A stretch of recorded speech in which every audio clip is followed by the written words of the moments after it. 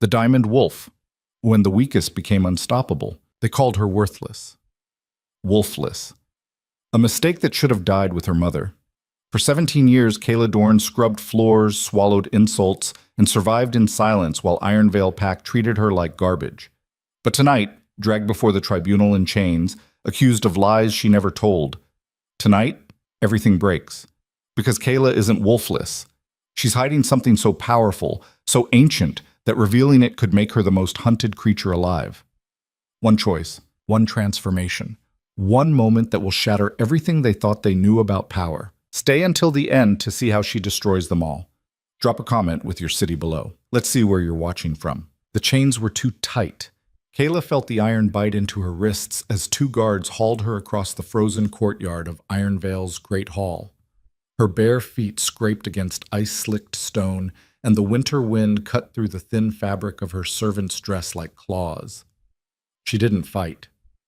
Fighting only made it worse. Above her, the sky was the color of old bruises, purple and gray, threatening snow. The mountains loomed in the distance, jagged teeth that surrounded the pack territory like a prison. Ironvale sat in the shadow of those peaks, a frontier settlement where survival meant brutality and weakness meant death. Kayla had learned that lesson young. "Move, wolfless!" one of the guards growled. His name was Garrett, a beta enforcer with a scar across his jaw and breath that reeked of whiskey. He shoved her forward hard enough that she stumbled, catching herself just before she hit the ground. Laughter echoed from the watching crowd. Pack members lined the courtyard, men and women in heavy furs, their eyes gleaming with the cruel satisfaction of predators watching something weaker bleed. Children pointed. Elders whispered. No one looked away. This was entertainment. Kayla kept her gaze down. She'd perfected the art of invisibility over 17 years. Don't look them in the eye. Don't speak unless spoken to. Don't give them a reason to notice you. But tonight, that strategy had failed spectacularly. The Great Hall doors stood open ahead, firelight spilling out into the darkness. Inside, the tribunal waited. Garrett yanked her to a stop at the threshold. On your knees. Kayla dropped without hesitation. The stone floor was cold enough to burn through her dress, but she didn't flinch. She'd learned not to show pain. It only fed them. The hall was packed. Every ranking wolf in Ironvale had gathered, warriors along the walls, their leather armor creaking as they shifted. Council members in the front rows, their faces carved from granite. And at the far end, seated on a raised platform beneath the pack's ancient banner, Alpha Torvin Hale presided like a king over his domain. Torvin was a massive man, broad-shouldered and gray-haired, with the kind of presence that made rooms feel smaller. His wolf was legendary, a dark beast that had killed 17 challengers and defended Ironvale's borders for 30 years. He wore his authority like armor, every movement deliberate, every word final. Beside him sat his son, Declan. Kayla's stomach twisted. Declan Hale was everything Ironvale valued. Strong, handsome, ruthless. At 24, he'd already commanded raids into rival territories and earned scars that looked good in firelight. His wolf was nearly as large as his father's, and his reputation for cruelty matched it. Pack gossip said he'd once killed a rogue wolf with his bare hands just to prove he could. He was also the reason Kayla was here. 3 days ago, she'd rejected him. Not publicly, not dramatically, just a quiet no in the kitchen where she worked when he'd cornered her after midnight and suggested she warm his bed. His ego hadn't survived it. "Kayla Dorn," Torvin's voice rolled through the hall like thunder, silencing the crowd. "You stand accused of deception." Kayla kept her eyes on the floor. Her heart hammered so hard she thought it might crack a rib. "For 17 years, Torvin continued, this pack has sheltered you, fed you, given you work when you had nothing. And in return, you have lied about your nature." A murmur rippled through the crowd. "You claim to be wolfless," Torvin said. "Is that true?" Kayla's throat was dry as sand. "Yes, Alpha." "Liar."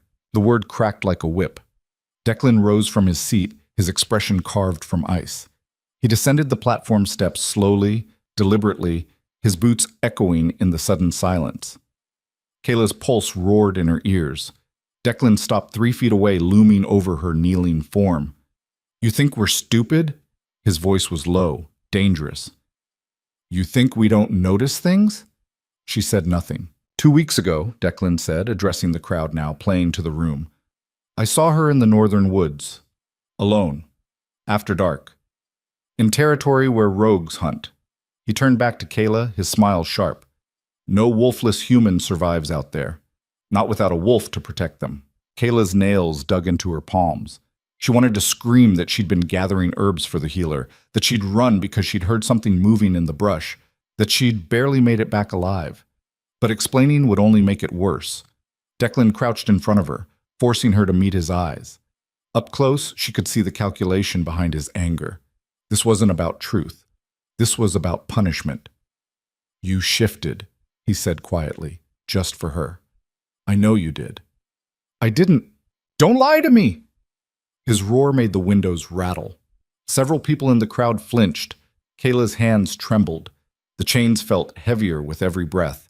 Declan stood, turning to his father. She's been hiding her wolf to avoid pack duties, to avoid contributing. She's a parasite. That's not true, Kayla whispered. No one heard her. Then prove it. Torvin leaned forward in his seat, his eyes cold. Shift. Right now. Show us your wolf. The hall went silent. Kayla felt 200 pairs of eyes boring into her. Her breath came short and fast. This was it. The moment she'd feared her entire life. The impossible choice her mother had warned her about on her deathbed. Never shift in front of them, baby. Never. They'll kill you for what you are. I can't, Kayla said. Can't? Declan laughed. Or won't. I don't have a wolf. Liar, someone shouted from the crowd. Throw her out, another voice called. Make her prove it. The noise swelled, angry and hungry. Kayla recognized some of the voices. Mira, who she'd served breakfast to for 3 years. Old Henrik, whose laundry she'd washed every week. Joanna, who'd once spat in her face for bringing soup too cold. These were the people she'd lived among, worked for, tried to belong to. And they wanted her blood. Torvin raised a hand. Silence fell instantly. Kayla Dorn, he said, under pack law, you have 2 choices. Shift and prove your worth, or be exiled into the northern wilderness at dawn, alone, weaponless, without supplies. His expression didn't change. That is your judgment. Exile meant death. Everyone knew it. The northern wilderness was a frozen hell crawling with rogues, predators, and things worse than either. Even trained wolves didn't venture there alone. Kayla's hands were shaking so hard the chains rattled. I need an answer, Torvin said. She couldn't do this. She couldn't reveal what she was. Her mother's voice echoed in her mind, desperate and fading. They'll hunt you, Kayla. Every pack, every alpha, every power-hungry wolf in the world will come for you. Promise me you'll hide. Promise me. Kayla had promised, but that promise was about to kill her. Pathetic, Declan muttered. He turned away, dismissing her. She's wolfless. Throw her out tonight. Why wait? No. Kayla's voice cracked. Then shift! Declan spun back, his face inches from hers. Prove me wrong. Show us your wolf, you lying little... Something inside Kayla snapped. Not anger, not fear, certainty. She looked up at Declan, then past him to Torvin, then to the rows of faces that had watched her scrub their floors, serve their meals, and endure their contempt for 17 years. People who had never protected her, never cared, never even seen her as real, and she realized she was already dead to them. She had nothing left to lose. All right, Kayla said quietly. Declan blinked. What? Kayla met his eyes. I'll shift. A hush fell over the hall, the kind of silence that precedes storms. Torvin straightened in his seat. You accept the trial? Yes. For a moment, Declan looked uncertain. Then his smirk returned. Good. Let's see this wolf you've been hiding. Garrett stepped forward and unlocked her chains. The iron clattered to the floor. Kayla stood slowly, her legs unsteady, blood rushing back into her wrists. She looked small in the center of the massive hall, a girl in a threadbare dress, surrounded by wolves. Someone in the crowd laughed nervously. This is going to be embarrassing, a warrior muttered to his companion. Kayla closed her eyes. She thought about her mother. Elena Dorn had been beautiful once, before sickness and secrets had hollowed her out. She died when Kayla was 12, wasting away in a servant's room, clutching her daughter's hand. "Listen to me," Elena had whispered, her voice barely audible. "You're not like them. You're something older, something they've forgotten exists." "What am I?" Kayla had asked, terrified. "A diamond wolf." Elena's eyes had been fierce despite her weakness. "The last one. When you shift, baby, when you finally let it out, the whole world will feel it, and they'll come for you. Every alpha who wants power, every pack that craves control, they'll hunt you down and try to claim you, break you, use you." She'd gripped Kayla's hand harder. "So you hide. You stay small. You survive. Promise me." Kayla had promised, but her mother had been wrong about one thing. Surviving wasn't the same as living, and Kayla was tired of just surviving. "I'm sorry, Mom." She reached inward toward the presence she'd kept buried since childhood, the part of herself that hummed beneath her skin like a second heartbeat, the wolf that wasn't a wolf. And she let it wake. The shift started in her chest, a burning that spread through her ribs, her spine, her limbs. It didn't hurt the way other wolves described shifting. It felt like shedding skin, like breaking out of a cage she'd been locked in her entire life.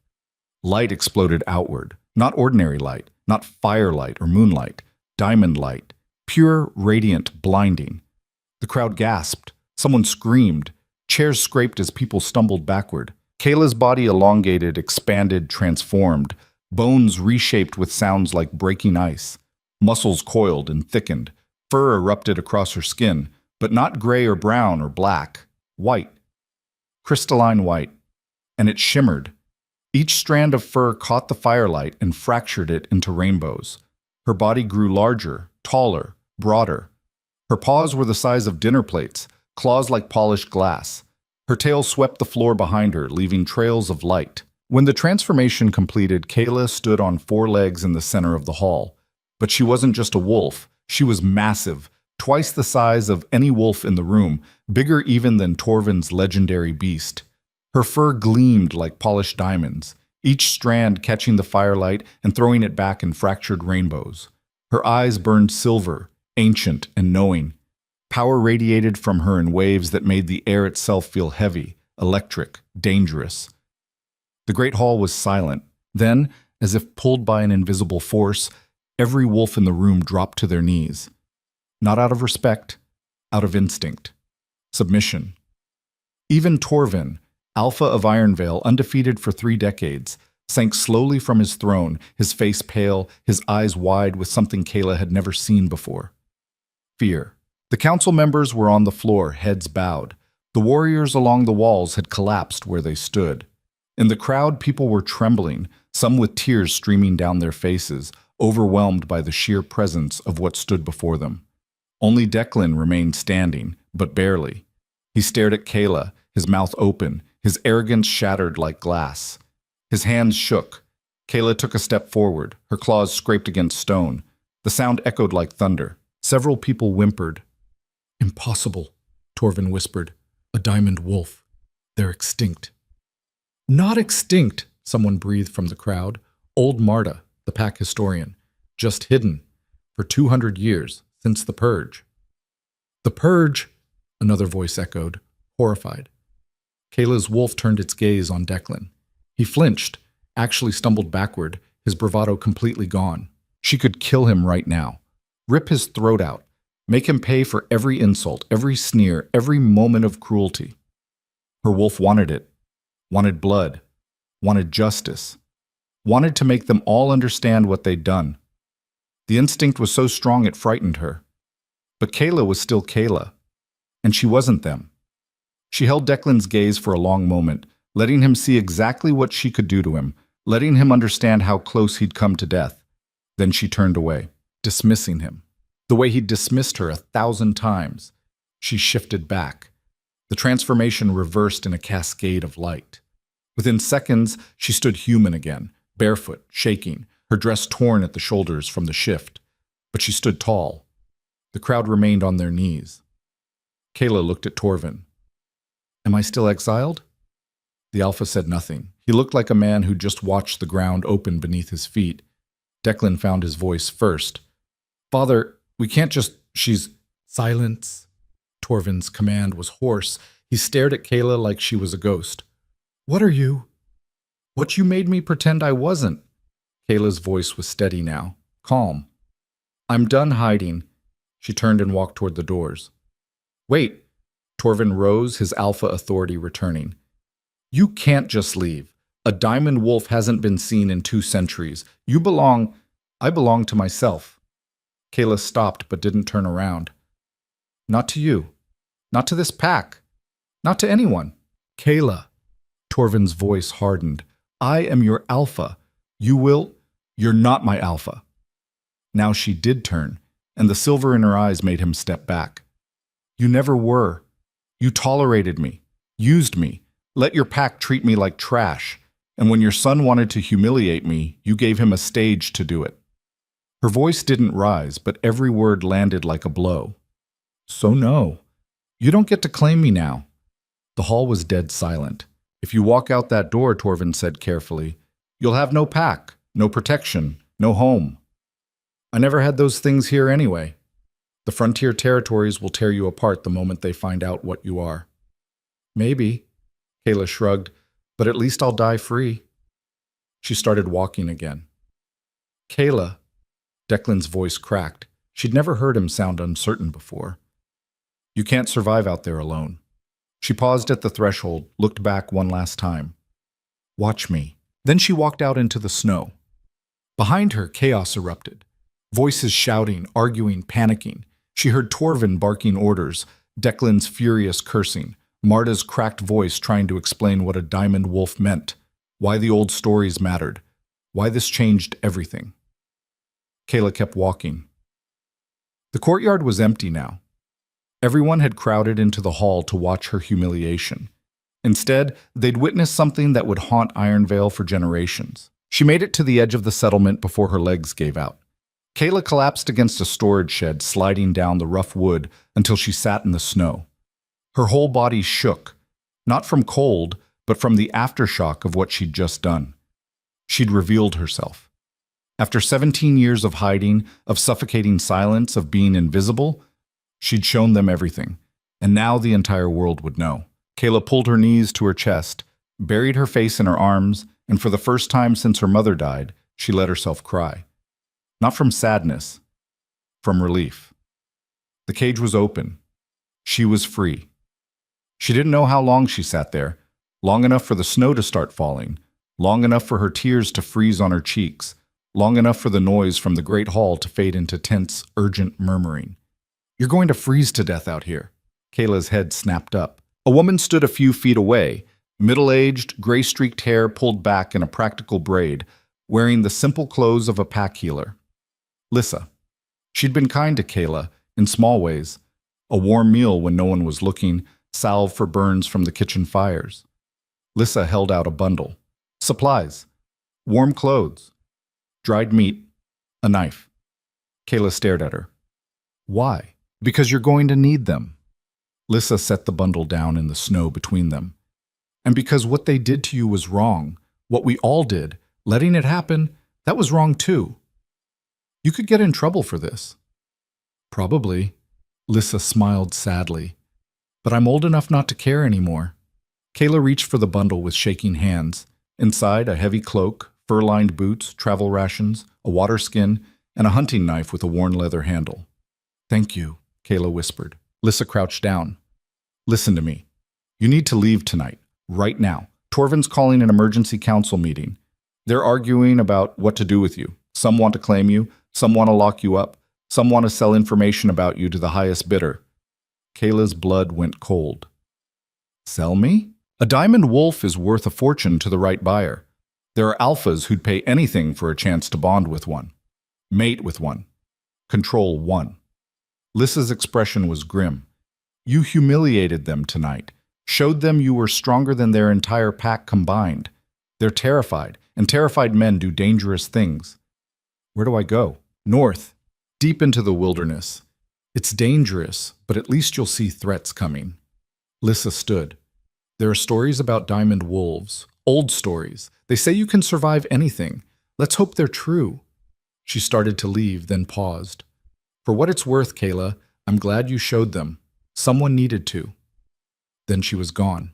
Kayla dressed quickly, pulling on the warm clothes, lacing the boots. Everything was too big, but it was better than freezing. She strapped the knife to her belt, stuffed the rations into the cloak's deep pockets, and stood. The settlement glowed behind her, warm and loud and full of people who had never wanted her. Ahead lay the wilderness, dark, frozen, and deadly. She should be terrified. Instead, she felt awake for the first time in years. Kayla pulled the cloak tight and started walking. The forest swallowed her within minutes. Pine trees thick with snow closed around her, muffling sound. The temperature dropped further, her breath pluming in the air. But her wolf hummed beneath her skin, keeping her warm in ways she didn't fully understand yet. She walked for hours. No plan, no destination, just north, like Lissa said. The moon rose, full and bright, turning the snow-covered forest into something almost beautiful, almost peaceful. Kayla stopped at a frozen stream to drink, cracking the ice with a rock. Her reflection stared back at her, thin face, dark circles under her eyes, hair matted from the shift. She looked half dead, but her eyes were silver, still silver, even in human form. She touched her reflection, watching the water ripple and reform. "Who am I?" she whispered to the forest. The forest didn't answer, but something else did. A howl split the night, distant but clear. Then another and another. Wolves. Not pack wolves. Rogues. And they were hunting. Kayla's heart kicked into overdrive. She stood scanning the darkness. The howls were coming from the east, maybe a mile away. Moving fast. She ran. West, deeper into the forest, away from the sounds. Her new boots slipped on ice. Branches tore at her cloak, but she didn't stop. The howls grew closer. They'd picked up her scent. Kayla risked a glance back and saw nothing but darkness and snow. But she heard them now, paws on frozen ground, the crash of bodies through underbrush. At least 4. Maybe more. She couldn't outrun them as a human. Kayla stopped running and turned to face the direction they were coming from. Her heart hammered. Her hands shook. But she didn't hesitate. She shifted. Faster this time, more controlled. The diamond wolf erupted from her human skin in a blaze of light. She was ready when the rogues burst through the trees, 5 of them. Mangy, scarred, eyes wild with hunger. Rogues who'd been cast out of their packs or chosen to leave. Wolves who survived by killing anything weaker. They saw her and stopped dead. For a moment, nobody moved. Then the largest rogue, a male with half his ear missing, snarled. "What the hell is that?" "Don't know," another growled. "Don't care, she's alone, 5 on 1. The half-eared male took a step forward. "Whatever you are, girl, you're in our territory now, and we're hungry." Kayla's wolf lowered its head. A warning. The rogue laughed. "Oh, she's got spirit. I like that." He lunged. Kayla met him midair. The impact sent both of them crashing into the snow. He was fast, vicious, his teeth going for her throat. But Kayla was faster. She twisted, rolled, and came up with her jaws locked around his foreleg. She bit down. The bones snapped like kindling. The rogue screamed and pulled away, limping, blood staining the snow. The others attacked as one. Kayla fought like she had been born to it. Like 17 years of suppressed instinct had exploded all at once. She was bigger, stronger, faster than all of them. Her claws tore through fur and flesh. Her teeth found throats, legs, anything vulnerable. One rogue went down, then another. The half-eared male tried to run. Kayla caught him by the scruff and threw him into a tree.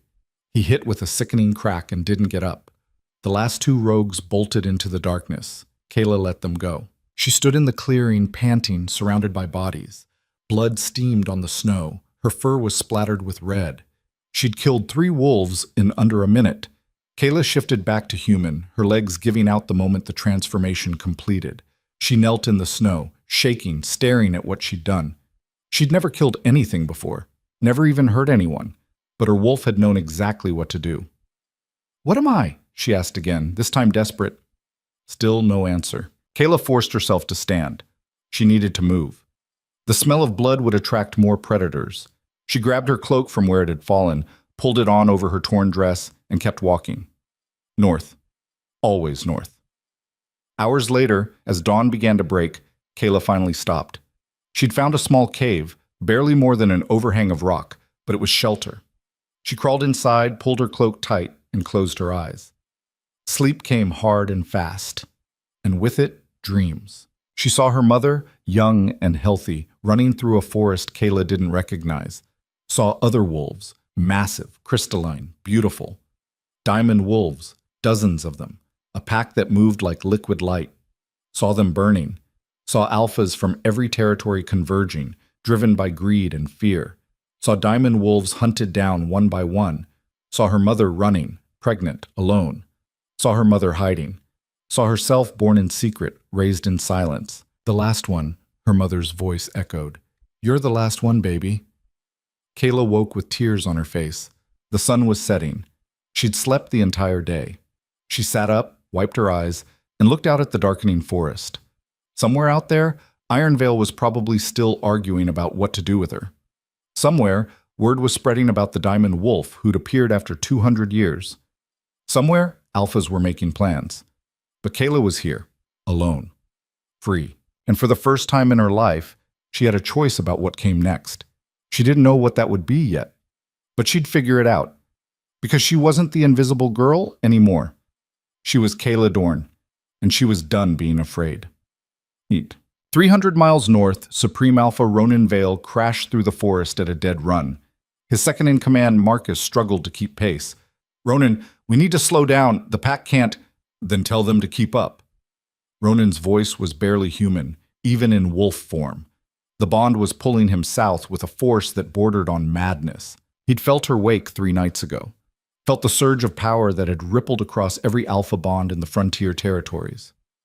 Felt his own soul answer with a recognition so deep it had brought him to his knees. Mate.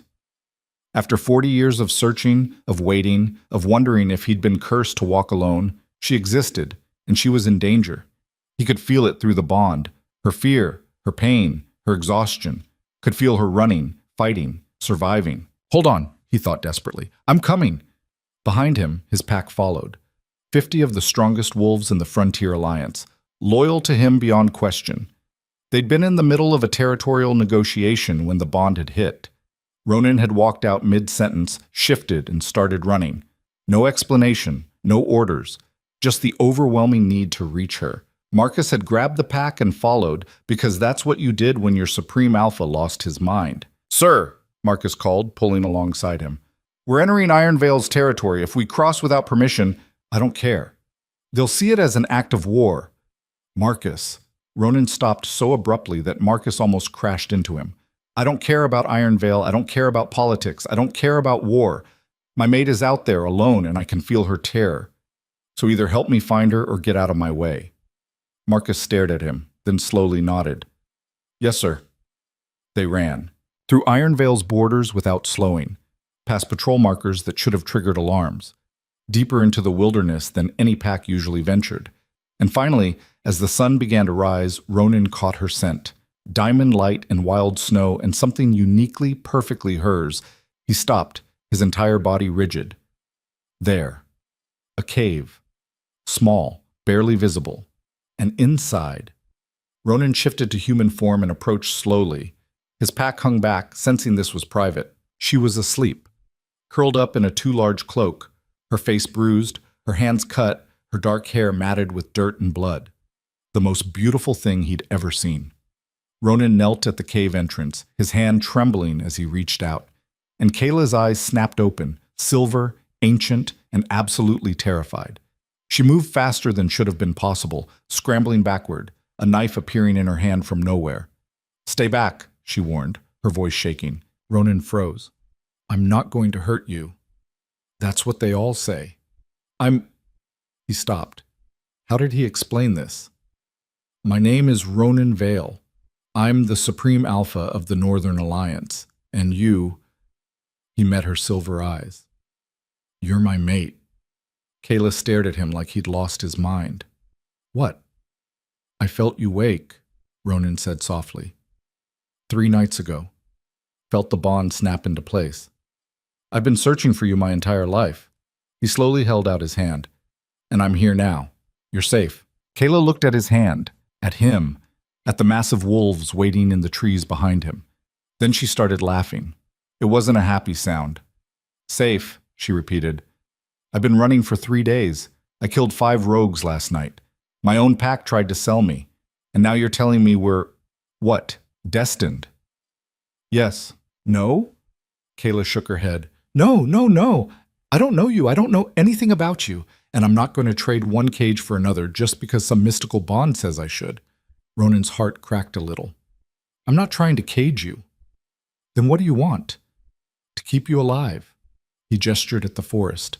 You're a diamond wolf. Do you have any idea what that means? What people will do to claim you? I'm figuring it out pretty fast. Then you know you can't survive alone. Kayla's grip on the knife tightened. Watch me. They stared at each other. 2 stubborn, broken people, connected by something neither fully understood. Finally, Ronan sat back. All right, I'm not going to force you, but I'm not leaving either. My pack and I will keep our distance, but we'll follow. And when you need help, not if when, we'll be there. I don't need what? Yes, you do. His voice was gentle but firm. And that's okay. Needing help doesn't make you weak. It makes you smart. Kayla wanted to argue, but she was exhausted, hurt, and despite her best instincts, something in her wanted to trust him. Maybe it was the bond. Maybe it was just desperation. Fine, she said finally. You can follow, but stay back. And if you try to control me, I won't. I'll run again, and you won't catch me. Ronan smiled. Understood. He stood and backed away from the cave, giving her space. Kayla watched him return to his pack, watched them spread out into defensive positions around her cave without getting too close. And for the first time in 3 days, she let herself relax. Just a little. She had no idea if she could trust him, but right now she was too tired to run anymore, so she'd rest, heal, get her strength back, and then she'd decide what came next. Because she was Kayla Dorn, and nobody, not Iron Veil, not rogues, not even a supreme alpha with kind eyes and impossible promises, was going to decide her fate but her. The invisible girl was gone, and the legend had just begun. Kayla woke to the smell of coffee. Not the weak, bitter stuff they served in Iron Veil's kitchens. Real coffee, dark and rich, the kind that cost more than she'd ever been allowed to touch. She sat up fast, knife already in her hand, and found a tin cup sitting just outside the cave entrance, still steaming, and beside it, wrapped in cloth, fresh bread. No one was visible. But she could feel them out there. Ronan's pack stationed in a loose perimeter around her hiding spot. Watching. Waiting. Guarding. The word felt strange. No one had ever guarded her before. Kayla reached for the coffee carefully, half expecting it to disappear. It didn't. She took a sip and nearly groaned. When was the last time she'd tasted something this good? Never. The answer was never. She drank it slowly, letting the warmth spread through her chest, and ate the bread in small bites. Her body was still recovering from 3 days of running, fighting, and sleeping on frozen ground. Every muscle ached. The cuts on her hands had scabbed over but still stung. She needed more rest, more food, more time. But time was a luxury she probably didn't have. Kayla crawled to the cave entrance and looked out. The forest was quiet, blanketed in fresh snow that had fallen overnight. Morning light filtered through the pines, turning everything soft and white. Peaceful. A lie, she knew. The frontier was never peaceful. Movement caught her eye, a large black wolf emerging from the trees about 50 yards away. Even at this distance, she recognized him. Ronan. The way he moved was different from other wolves, confident but not aggressive, powerful without needing to prove it. He stopped at a respectful distance and shifted. Kayla looked away quickly as his human form appeared, giving him time to pull on clothes. When she glanced back, he was dressed in dark pants and a heavy coat, standing in the snow like he couldn't feel the cold. "Morning," he called. Kayla didn't answer. "Sleep okay? Why are you still here? I told you, I'm not leaving. I don't need a babysitter. Good thing I'm not offering to be one." He took a few steps closer, then stopped when she tensed. "I'm offering to be an ally. There's a difference." "I don't know you." "Then get to know me." His tone was reasonable, patient. It annoyed her. "Ask me anything." Kayla studied him. He was older than Declan, maybe early 30s, with dark hair that fell past his collar, and gray eyes that looked silver in certain light. Tall, broad-shouldered, covered in scars that spoke of fights he'd survived. A warrior. A leader. An alpha who could probably crush her with one hand. "Why do you care?" she asked finally. "About me? About any of this?" "Because you're my mate." "That's not an answer. That's just biology." "Is it?" Ronan tilted his head.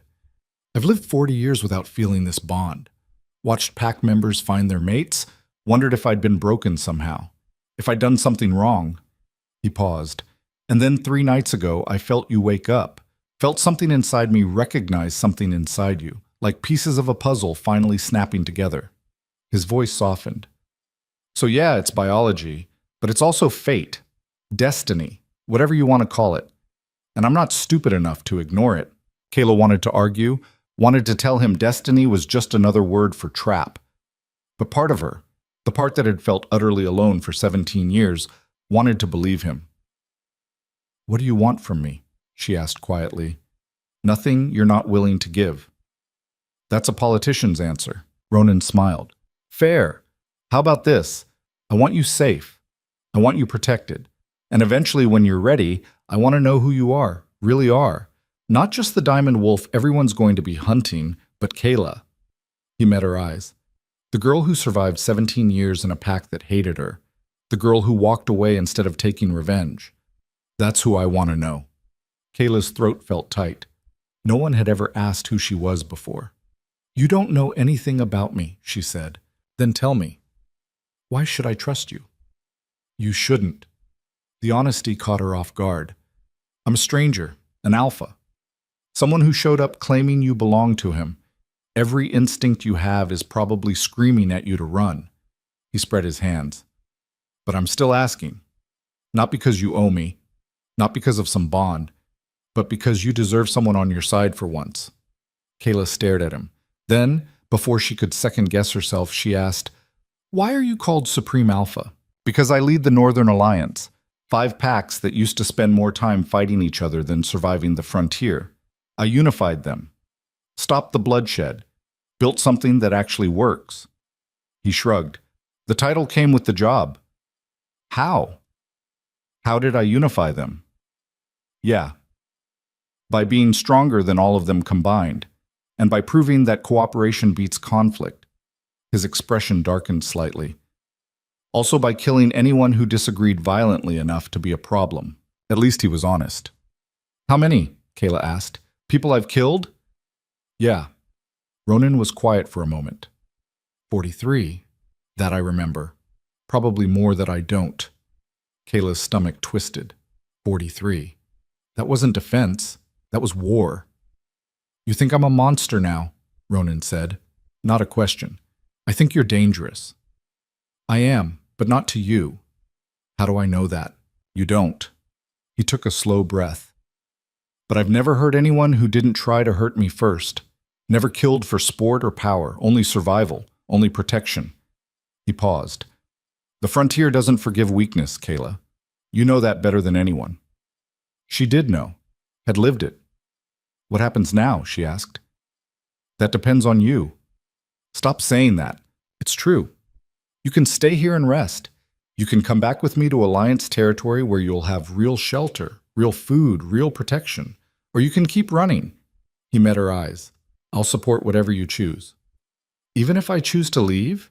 "Even then, though I'd follow at a distance, just in case." "That's still controlling me." "No, that's caring about you." His voice was firm. "There's a difference. Control is forcing you to do what I want. Care is making sure you survive long enough to do what you want." Kayla wanted to hate him for being right, but she was so tired, so hungry, so scared. And he was offering help. 1 week, she said finally. Ronan blinked. "What?" "I'll come with you for 1 week, to your territory. See if—" She struggled for words. "See if this is real. If you're real. But if I decide to leave, you let me go. No arguments, no following." It was a terrible compromise, and they both knew it, but Ronan nodded immediately. "Deal." "I mean it. 1 week, then I decide." I understand.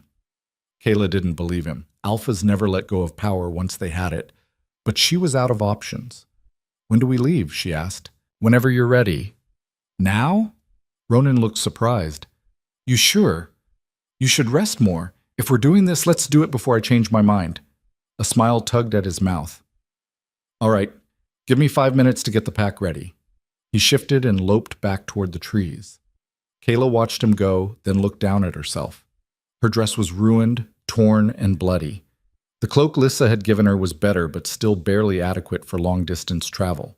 She had nothing, was nothing, except the most hunted creature in the frontier. What am I doing? She whispered to the empty cave. The cave didn't answer.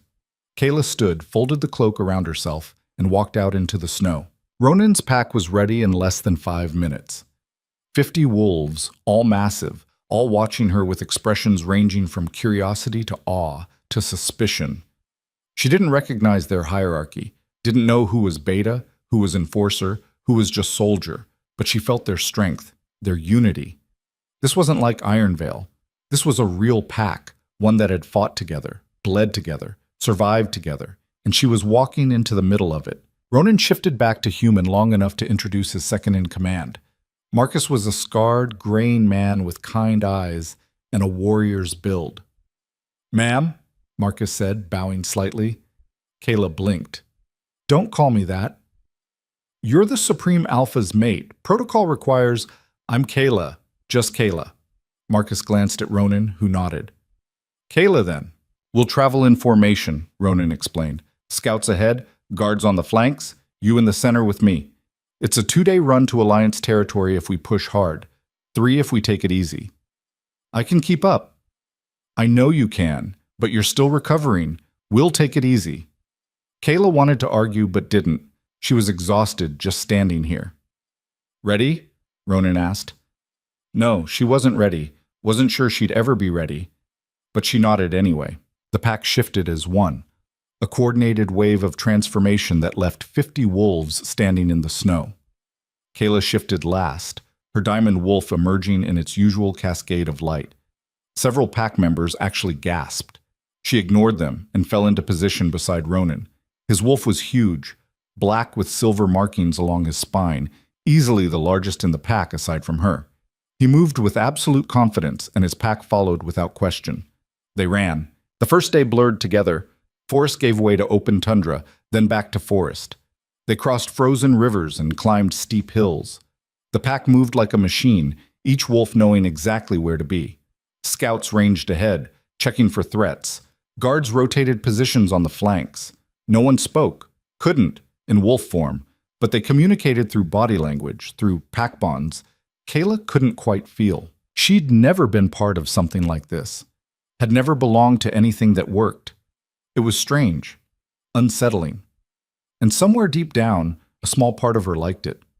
They stopped at dusk to rest and eat.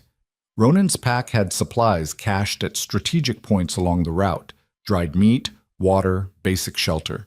They'd clearly traveled this path before. Kayla shifted back to human and accepted food from Marcus without comment.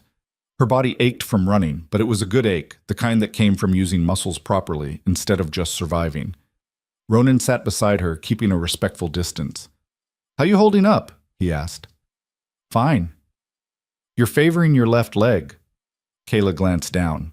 She hadn't realized. Old injury, kitchen accident. Want me to look at it? No? Kayla's... I said no. Ronan raised his hands in surrender. All right. But if it gets worse, tell me. They sat in silence for a while, eating. Around them, the pack settled in for the night. Some shifted to human to talk quietly. Others stayed in wolf form, curling up in the snow. Can I ask you something? Kayla said finally. Anything. Earlier you said you killed 43 people. What did they do? Ronan was quiet for a long moment. Most were challengers, alphas who thought they could take my territory. A few were rogues who attacked pack members. 3 were traitors who sold information to enemies. He paused.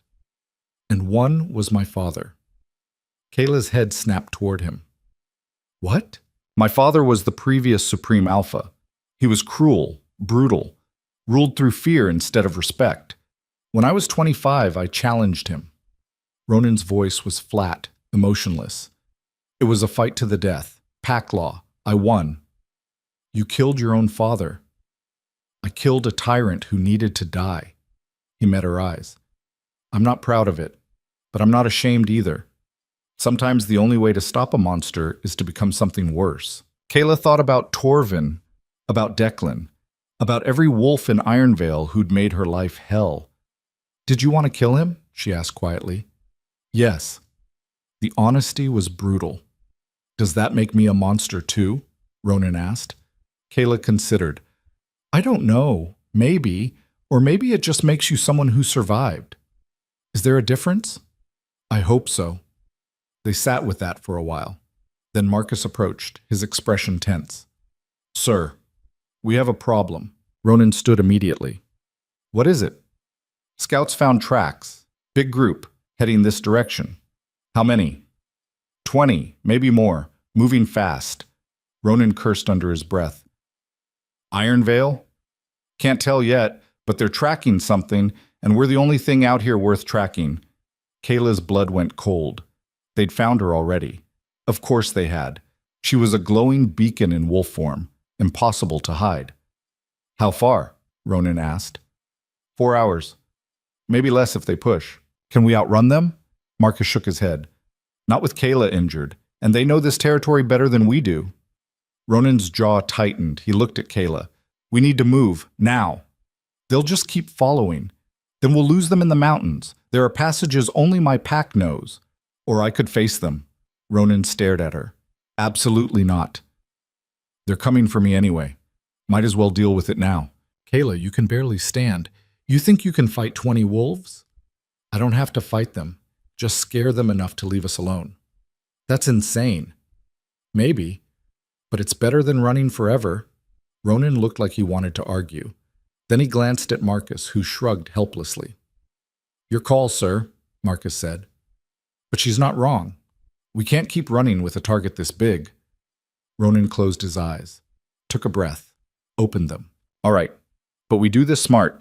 My pack sets up defensive positions. If things go wrong, we get you out.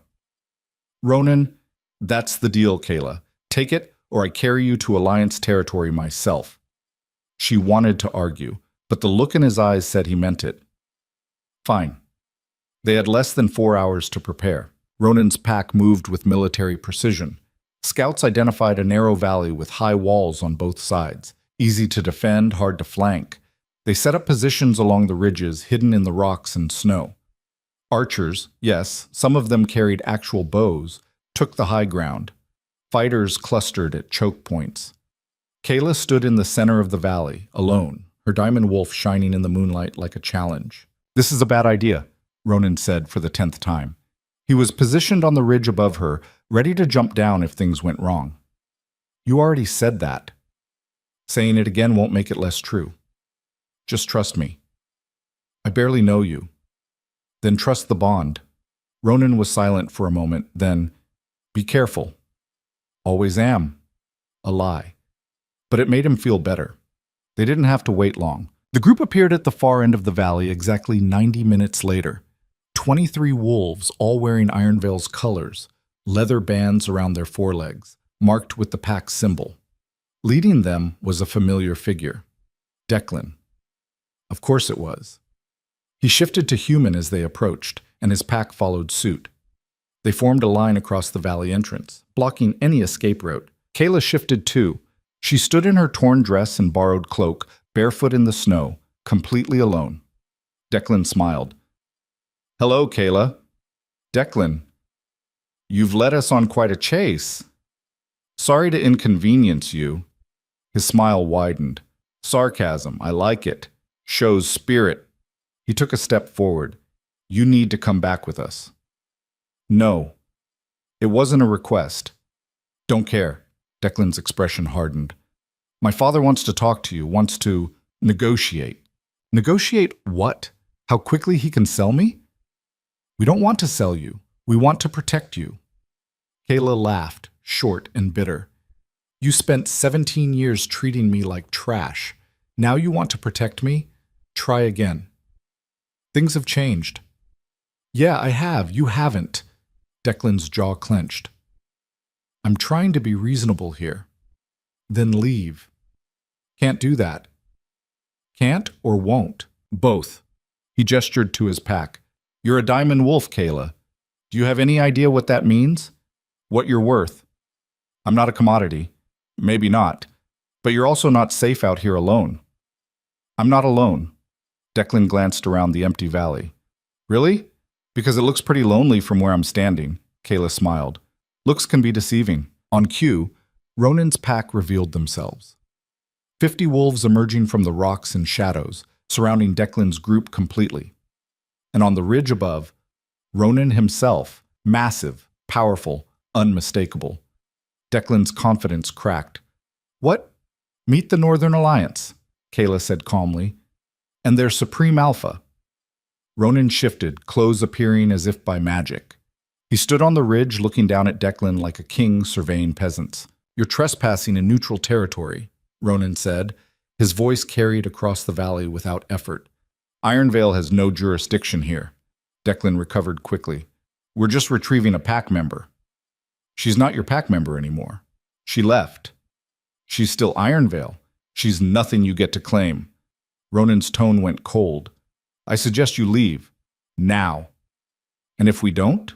Ronan smiled. It wasn't friendly. Then we'll have a problem. And trust me, you don't want problems with the Northern Alliance. Declan looked at his pack. 23 wolves against 50. The math wasn't good. But he wasn't done yet. Fine, Declan said. We'll leave. But this isn't over. Word's already spreading about her, about what she is. Every alpha in the frontier will come looking. He focused on Kayla. You think he can protect you? He can't. No one can. You're a diamond wolf. You're a prize. And someone will claim you eventually. Let them try, Ronan said quietly. The threat in those 3 words made several of Declan's wolves step back. Declan held Ronan's gaze for a long moment. Then he turned to Kayla. You're making a mistake, he said. Wouldn't be my first. You could have had everything. Status, power, a place in the pack. I had a place. On my knees scrubbing your floors. Declan flinched. Go home, Declan, Kayla said. Tell your father I'm not coming back. Tell him the diamond wolf is done being invisible. And tell him... She paused. Tell him I'm exactly what my mother warned me I'd become if I ever stopped hiding. Something they should be afraid of. Declan stared at her. Then he shifted without another word. His pack followed, and they disappeared into the night. Silence fell over the valley. Then Marcus started laughing. Did you see his face? That entitled bastard looked like he'd swallowed rocks. Other wolves joined in, the tension breaking into relieved chuckles. Ronan jumped down from the ridge and walked to Kayla. You okay? She was shaking, adrenaline crash. Yeah. That was brave. Stupid, but brave. He called me a prize. He's an idiot. He's right, though. People are going to come for me. Lots of people. Ronan stepped closer. Then we'll deal with them. Together. Kayla looked up at him. Why are you doing this? I told you. No, really. Why? The bond doesn't explain everything. You don't know me. Don't owe me anything. So why risk your pack, your alliance, all of it? Ronan was quiet for a long moment. Then, because when I felt you wake up, I didn't just feel the bond. I felt your fear, your pain, your loneliness. And I thought, no one should ever feel that alone. He met her eyes. So maybe I'm doing this because of the bond. Or maybe I'm doing it because it's the right thing to do. Does it matter? Kayla's throat felt tight. Yes. Why? Because I need to know if this is real. If you're real, or if you're just another alpha who wants to own me. I don't want to own you, Kayla. I want to stand beside you. Ronan's voice was soft. There's a difference. She wanted to believe him, wanted it so badly it hurt. But 17 years of survival had taught her not to trust easily. We should keep moving, she said instead of answering. Declan won't stay gone forever. Agreed. They ran through the night. By dawn, they'd crossed into Alliance territory, marked by stone cairns and patrol routes. Ronan's wolves knew by heart. The landscape changed from wilderness to something almost civilized, roads mostly covered in snow, settlements in the distance, signs of organization. They reached Alliance headquarters just after noon. It was bigger than Kayla expected. Not a single building, but a compound, multiple structures arranged around a central hall, surrounded by walls and guard towers. Hundreds of wolves lived here, she realized. Maybe thousands. This wasn't just a pack, it was a nation. Ronan's wolves were welcomed back with celebration. People emerged from buildings, calling out greetings, embracing returning pack members, and every single one of them stopped dead when they saw Kyla. Her diamond wolf gleamed in the daylight, impossible to miss, impossible to ignore. Supreme Alpha, an older woman said, approaching Ronan carefully. Who is this? This is Kayla Dorn, Ronan said. My mate, and under my protection. The woman's eyes went wide. A diamond wolf, after all these years. Spread the word, Ronan said. Anyone who threatens her answers to me. The woman bowed and hurried off. Within minutes, the entire compound knew. Kayla shifted back to human, suddenly self-conscious. Everyone was staring, whispering. Come on, Ronan said gently. Let's get you inside. He led her to the main hall, smaller than Ironvale's but warmer, more lived in. There were tapestries on the walls, fires in multiple hearths, actual furniture instead of cold stone benches. This is home, Ronan said. For the next week, anyway. It's nice. Wait till you see your room. He showed her to a suite on the second floor. Private, spacious, with a real bed, clean clothes, and a bathroom that had actual hot water. Kayla stood in the doorway, staring. I know it's not much, Ronan started. I've never had my own room before. He looked at her. Really looked. Never? Servants don't get rooms in Ironvale. We get corners, storage closets, wherever we don't bother anyone. Ronan's expression darkened. They treated you worse than I thought. It's fine. No, it's not. He stepped back. This is yours, for as long as you want it. No strings, no expectations, just yours. Kayla didn't know what to say. I'll leave you alone, Ronan said. Rest, eat, whatever you need. Someone will bring food in an hour, and if you need anything else, just ask. He started to leave. Ronan? He turned. Thank you. His smile was gentle. You're welcome. Then he was gone. Kayla stood alone in her room, and started crying. Not from sadness, from something she didn't have a name for yet. Something that felt dangerously close to hope. The hope lasted exactly 3 days. Kayla spent those first 72 hours in a strange limbo. She ate real food, roasted meat, fresh bread, vegetables she'd only ever served to others. She slept in an actual bed with clean sheets. She bathed in hot water until her skin turned pink and the grime of 17 years finally washed away. She tried to rest, tried to let herself believe this could be real, but the stares never stopped. Every time she left her room, wolves stopped talking mid-sentence to watch her pass. Children pointed, elders whispered, warriors studied her like she was a puzzle they needed to solve before she became a threat. No one was hostile. Not exactly, but no one was warm either. She was the Supreme Alpha's mate, the legendary diamond wolf, an object of fascination and fear in equal measure. Not a person. Never just a person. On the fourth morning, Kayla woke to shouting outside her window. She crossed to the glass and looked down into the courtyard. A crowd had gathered, at least 100 wolves, maybe more, and they were arguing, loudly. She's a liability, someone yelled. The Supreme Alpha knows what he's doing, another voice countered. Does he? Or is he thinking with something other than his brain? Laughter, ugly laughter. Kayla's stomach twisted. She dressed quickly and headed downstairs, following the noise to the main courtyard where the crowd had swelled to nearly 200. Ronan stood on the steps of the central hall, Marcus at his side, facing down what looked like a full-scale rebellion. You brought a target into our home, a gray-haired warrior was saying. His name was Kellor, one of the senior pack commanders. Every alpha in the frontier knows she's here now. How long before they come for her? How long before we're fighting a war we didn't start? We can handle any threat, Ronan started. Can we? 5 packs want her already. 5! And that's just the ones we know about. Keller gestured to the crowd. How many of our people are you willing to sacrifice to protect one girl? She's not just one girl. No, she's worse. She's a diamond wolf, a myth that half the frontier thinks is a weapon and the other half thinks is a curse. Keller's voice rose. You're supreme alpha. Your job is to protect this alliance, not throw it away for a mate bond you've known for less than a week. The crowd erupted in agreement. Ronan's expression went dangerously cold. Careful, Keller. Or what? You'll kill me for speaking the truth? Keller spread his arms. Go ahead. Prove everyone right. Prove you've lost your mind over a pretty face and a powerful wolf. Ronan took a step forward.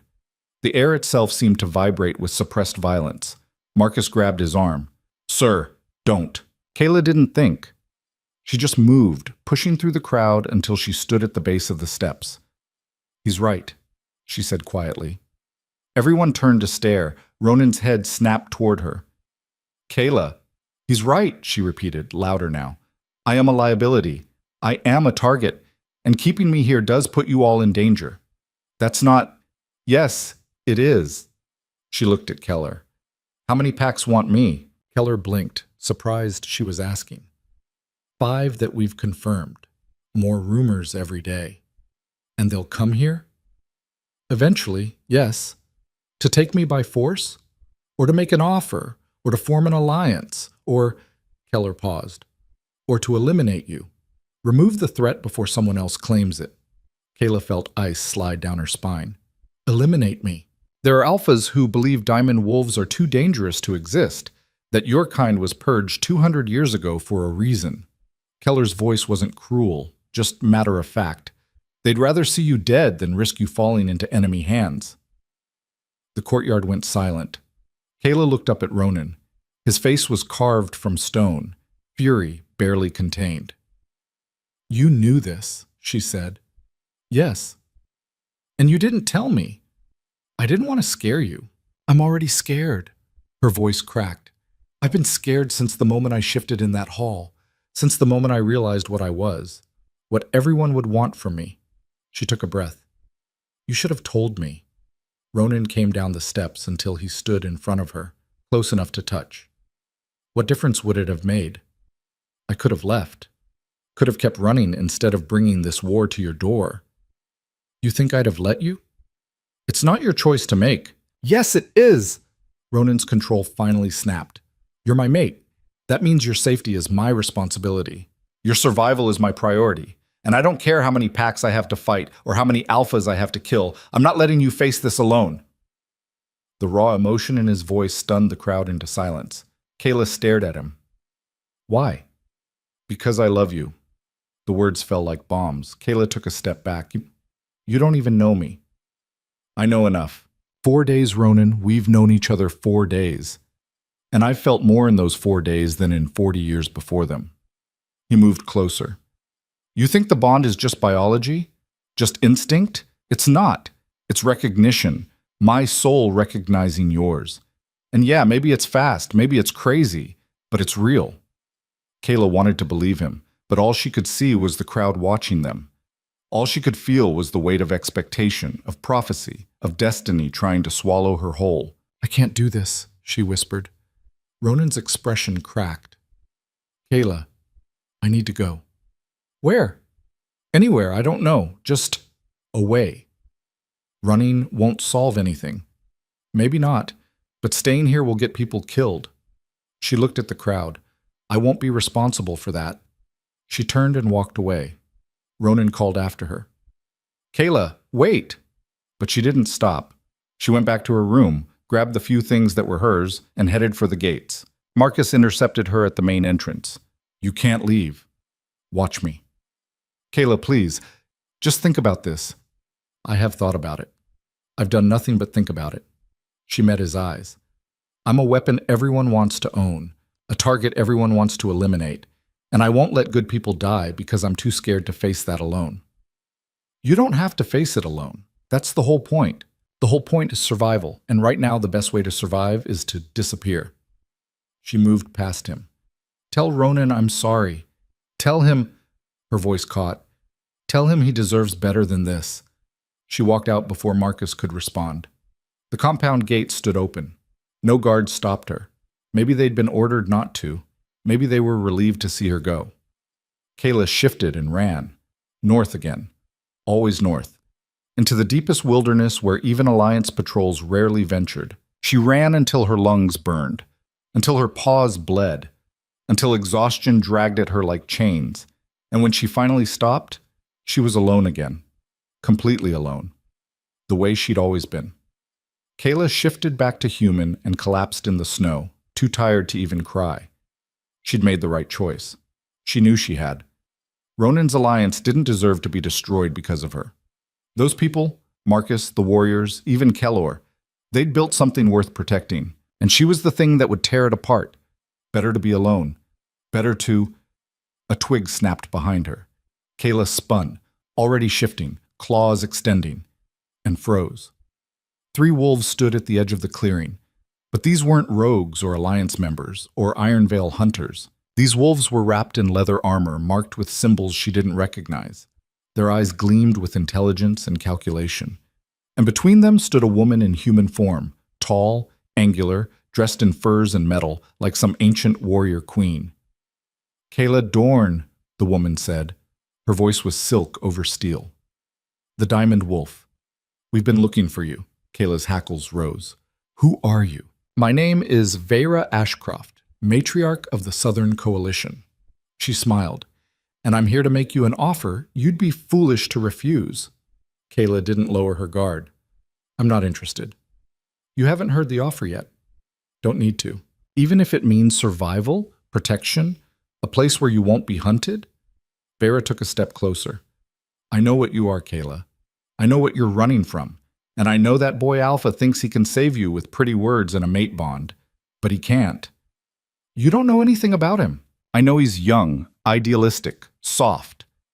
Vera's smile sharpened. "I know his alliance is already fracturing because of you. Give it a week, and his own people will demand he hand you over. Give it a month, and they'll do it without his permission." "That's not true." "Isn't it? You heard them yourself. Keller's not the only one who thinks you're a liability." Vera circled slowly, her wolves mirroring her movements. "The frontier doesn't forgive weakness, child. And love? Love is the greatest weakness of all." Kayla's mind raced. This woman knew too much, had planned this too well. "How did you find me?" Kayla asked. "We've been tracking you since Ironvale, since you revealed yourself." Vera stopped circling. "The Southern Coalition has resources the Northern Alliance can't match. Spies, seers, hunters who can track anything, even a diamond wolf. What do you want?" "I want you to join us, willingly." Vera extended a hand. "Come south, accept my protection. In exchange, you help us unify the frontier territories under one rule, one law, one pack." "By force? By necessity. The frontier is dying, Kayla.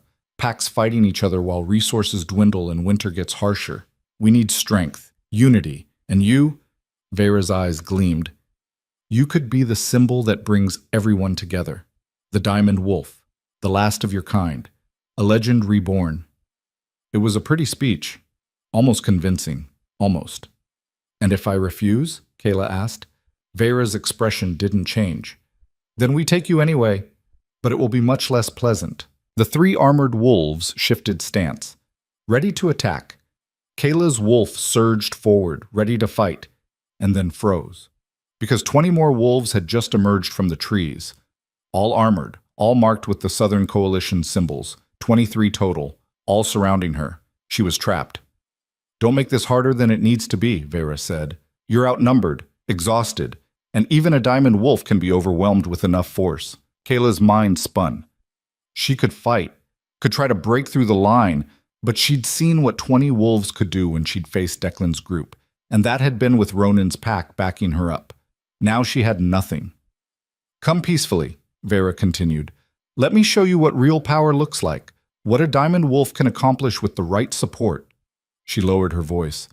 "Or stay with that boy and watch him destroy everything he's built trying to protect you. Your choice." It wasn't a choice. It was a threat wrapped in false compassion. But Kayla had learned something in 17 years of surviving Ironvale. She'd learned how to buy time. "If I come with you," Kayla said slowly, "you leave the Northern Alliance alone. No attacks, no retaliation. They get to pretend I was never there. Vera considered. Agreed. And I want your word, whatever that's worth. You have it. Kayla didn't believe her, but she shifted back to human anyway, standing naked and vulnerable in the snow. Smart girl, Vera said, smiling. One of the armored wolves approached with clothes, simple traveling gear, warm but restrictive. Kayla dressed mechanically, her mind already racing ahead. If she could just get them to lower their guard. Just for a moment, just long enough to... Don't even think about running, Vera said, as if reading her mind. You'll have a guard on you at all times. Try to escape, and we'll drag you back in chains. Her smile never wavered. I'd prefer to treat you as an honored guest, but I will treat you as a prisoner if necessary. Kayla said nothing. They started moving south, the armored wolves forming a tight perimeter around her. Vera walked beside her, talking about the Southern Coalition's territory, their resources, their vision for the frontier. Kayla barely heard any of it. All she could think about was Ronan, what he'd say when he found out she was gone, whether he'd come after her, whether she wanted him to. They traveled for 6 hours straight. No breaks, no rest. Vera's wolves moved with mechanical efficiency, clearly trained for long-distance forced marches. As the sun began to set, they reached a camp, temporary but well-organized. Tents, supplies, guards. At least 50 more wolves waiting. This wasn't a hunting party. It was a military operation. Welcome to Coalition territory, Vera said. You'll sleep here tonight. Tomorrow we continue south to my stronghold. And then what? Then we begin your education. Teach you what you really are, what you can really do. Vera's expression was almost kind. You've spent your whole life hiding, Kayla, running, surviving. Don't you want to know what it feels like to actually live, to use your power instead of burying it? Part of Kayla did want that, desperately, but not like this. Never like this. They locked her in a tent with 2 guards posted outside. The interior was comfortable, bedroll, warm blankets, even food and water. But it was still a cage. Kayla sat on the bedroll and tried to think. She could try to escape tonight, shift and fight her way out. But there were too many guards. Even if she made it past the first wave, they'd track her, hunt her down. And next time they wouldn't be gentle. She could wait. Bide her time. Look for a better opportunity. But how long before Vera stopped being polite and started being forceful? Kayla buried her face in her hands. She'd made a mistake leaving the Alliance. A huge mistake. Ronan had been right. Running didn't solve anything. It just led to different problems. Worse problems. I'm sorry, she whispered to no one. I'm so sorry. The tent flap opened. Kayla's head snapped up, expecting Vera. Instead, a young woman slipped inside. Maybe 20 years old, with dark skin and nervous eyes. She was wearing Coalition colors, but moved like she didn't want to be here. Who are you? Kayla asked. My name's Sarah. The woman glanced at the tent entrance. I don't have much time. Vera's in a council meeting, but she'll be back soon. What do you want? To help you escape. Kayla stared. Why? Because what she's doing is wrong. You're not a weapon. You're a person. Sarah's hand shook as she pulled something from her pocket, a small vial of clear liquid. This is suppressor. It'll mask your scent for about 2 hours, long enough to get a head start. Why are you helping me? Because I was taken too, 3 years ago. Vera promised me protection and gave me slavery. Sarah's voice cracked. She'll do the same to you. She'll use you, break you, and when you're not useful anymore, she'll discard you. I've seen it happen. Kayla took the vial carefully. If they catch you helping me, I know, but I can't watch her do this again. I can't. Sarah moved to the tent entrance, listening. The guard change happens in 10 minutes. When they rotate positions, there's a gap in coverage on the north side. 30 seconds. That's your window. Sarah, don't waste it. The young woman looked back, tears in her eyes. And if you make it out, if you survive, tell someone. Tell the world what she's building down here, what she's planning. What is she planning? War. Real war. She wants to conquer the entire frontier, and she thinks a diamond wolf will make her unstoppable. Sarah opened the tent flap. 10 minutes. North side. Run fast.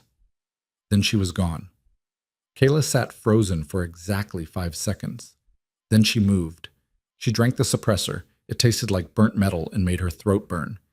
Then she positioned herself near the tent's north wall, listening. Outside, she heard footsteps, voices, the sound of guards changing shifts. She counted in her head. 30 seconds. That's all she'd get. 29, 28, 27. Her heart hammered.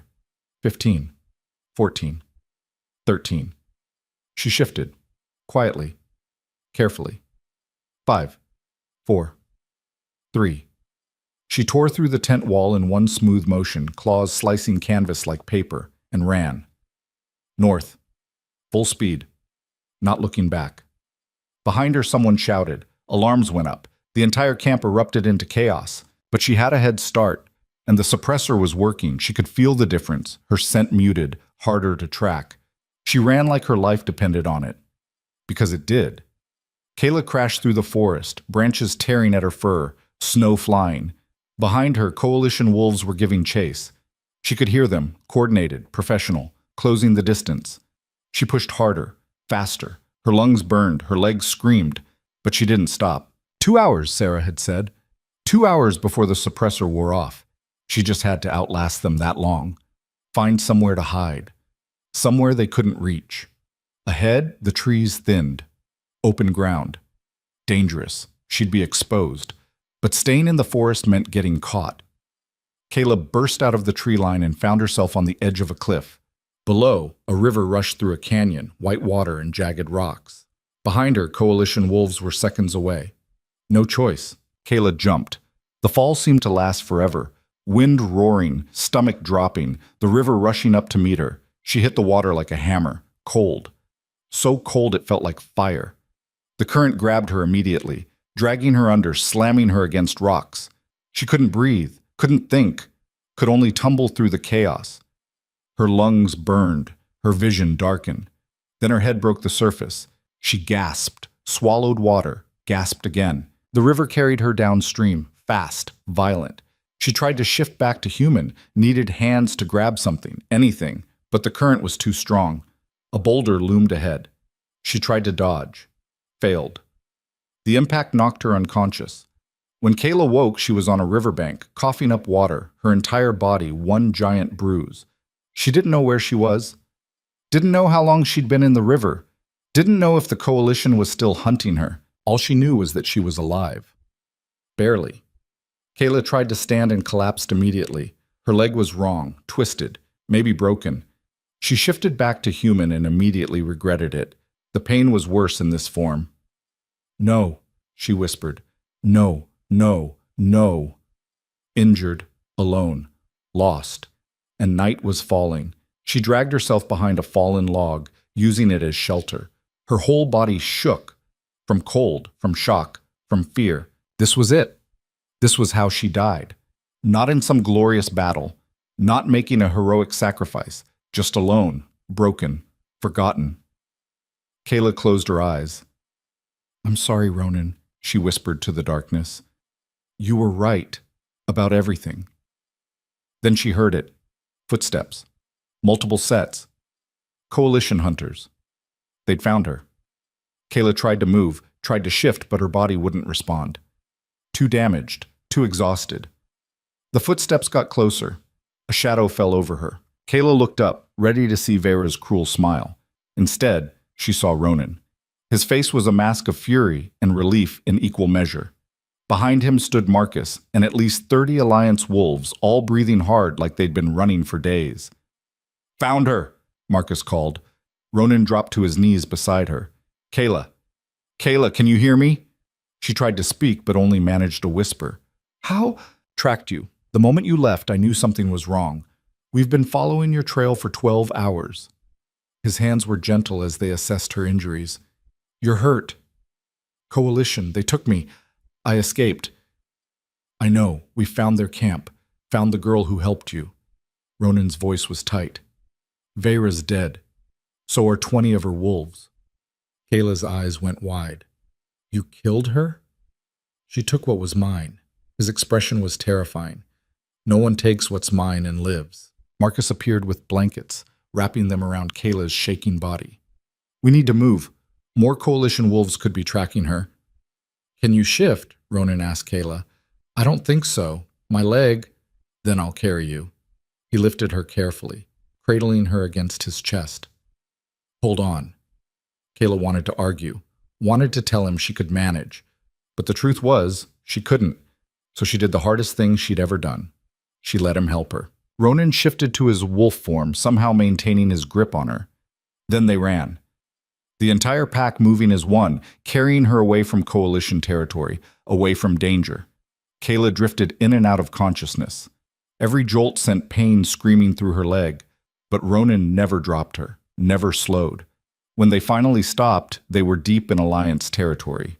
A healer was waiting, an older woman with gentle hands who set Kayla's leg and wrapped it in splints. She'll heal, the healer said, but she needs rest, weeks of it. Ronan nodded, his jaw tight. When they were alone, he sat beside Kayla's bed in the medical wing.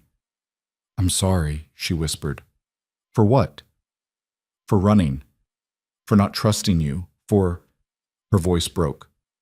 For everything. Ronan took her hand carefully. You did what you thought was right. Tried to protect people you barely knew. That's not something to apologize for. I almost got killed. Yeah, you did. His grip tightened slightly. Don't do it again. I won't. Promise me.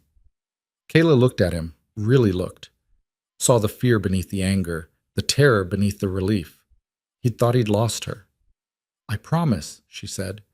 Ronan leaned forward and pressed his forehead to hers. I meant what I said in that courtyard. All of it. I know.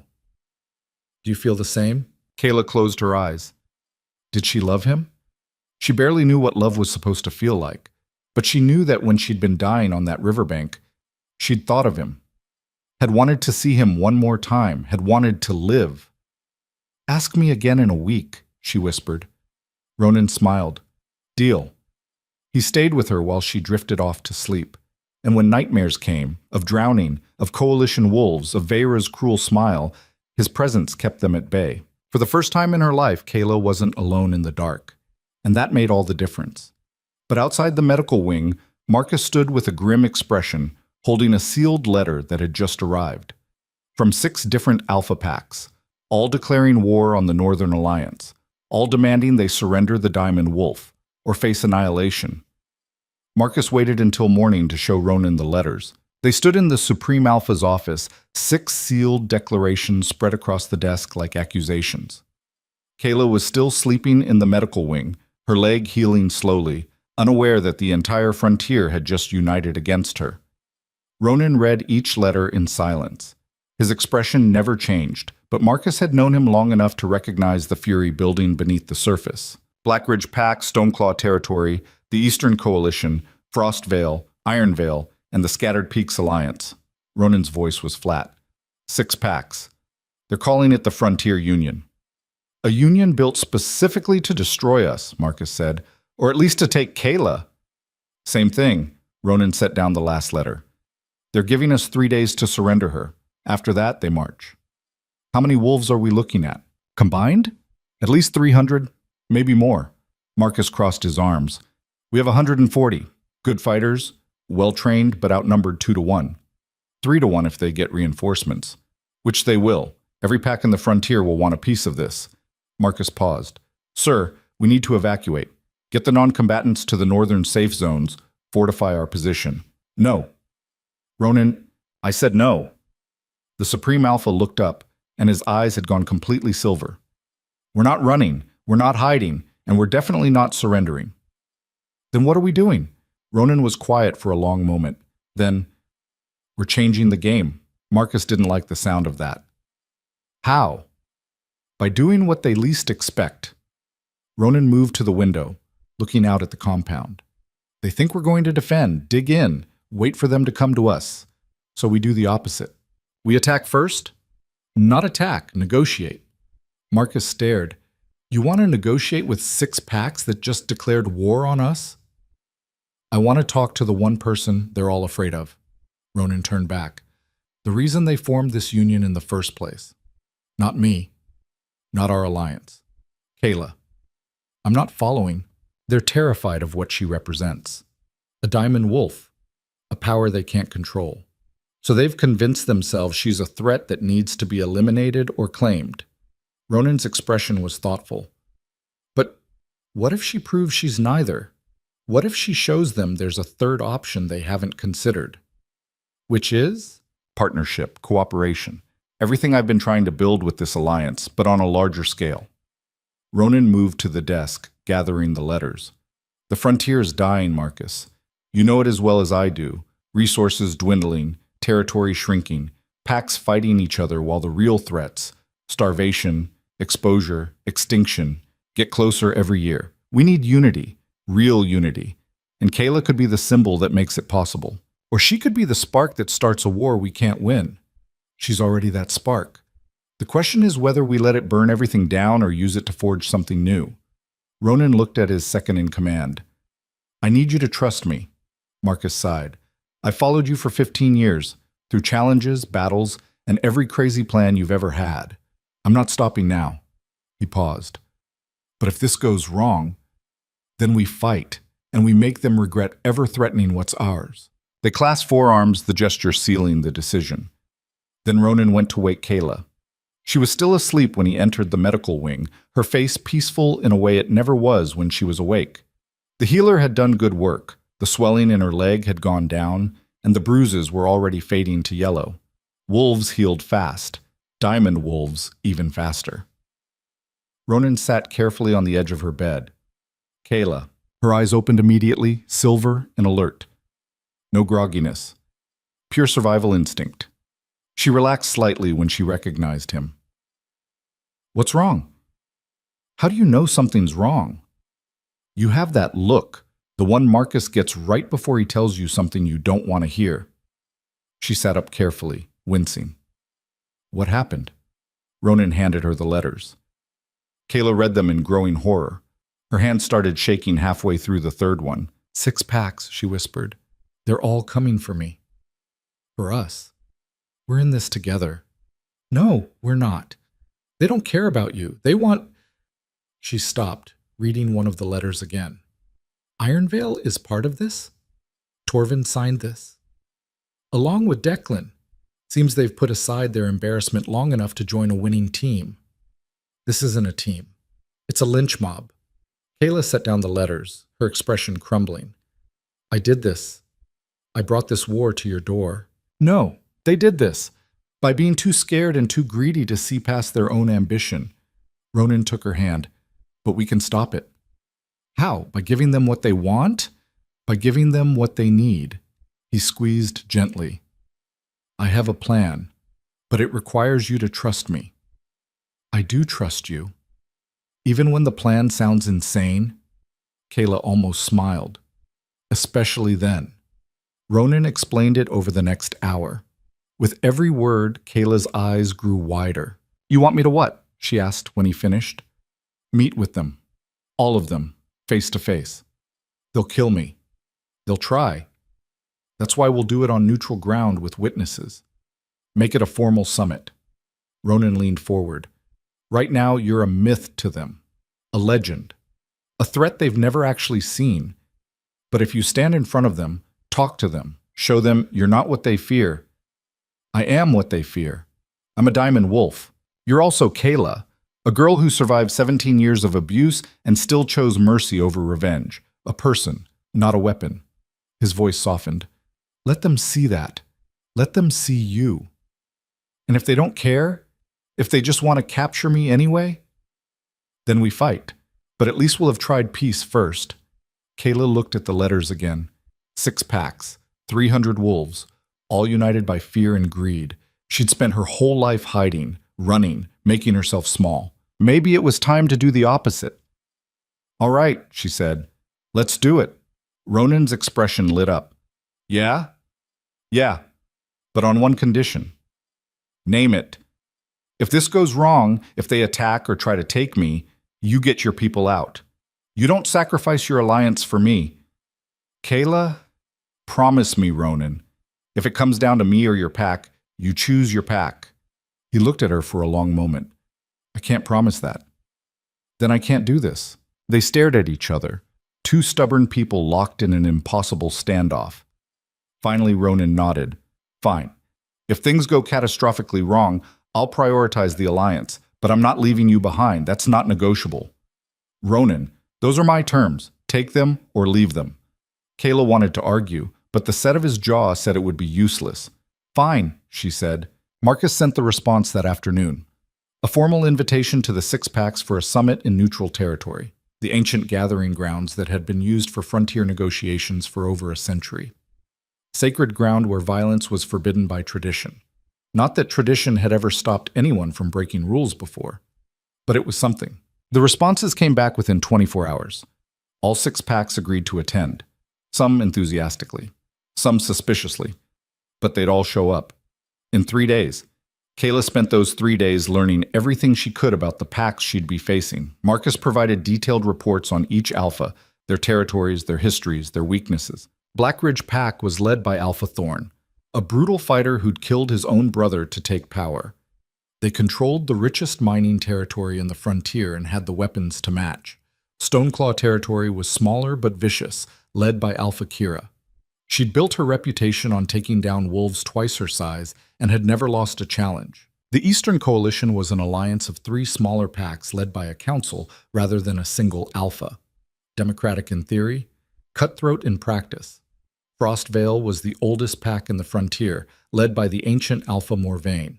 He'd seen 4 generations of alphas rise and fall and still held power through cunning and ruthlessness. Ironvale she knew. Torvin and Declan would be there, probably still furious about being humiliated. And the Scattered Peaks Alliance was a loose confederation of mountain packs led by Alpha Senna, young, ambitious, and desperate to prove herself.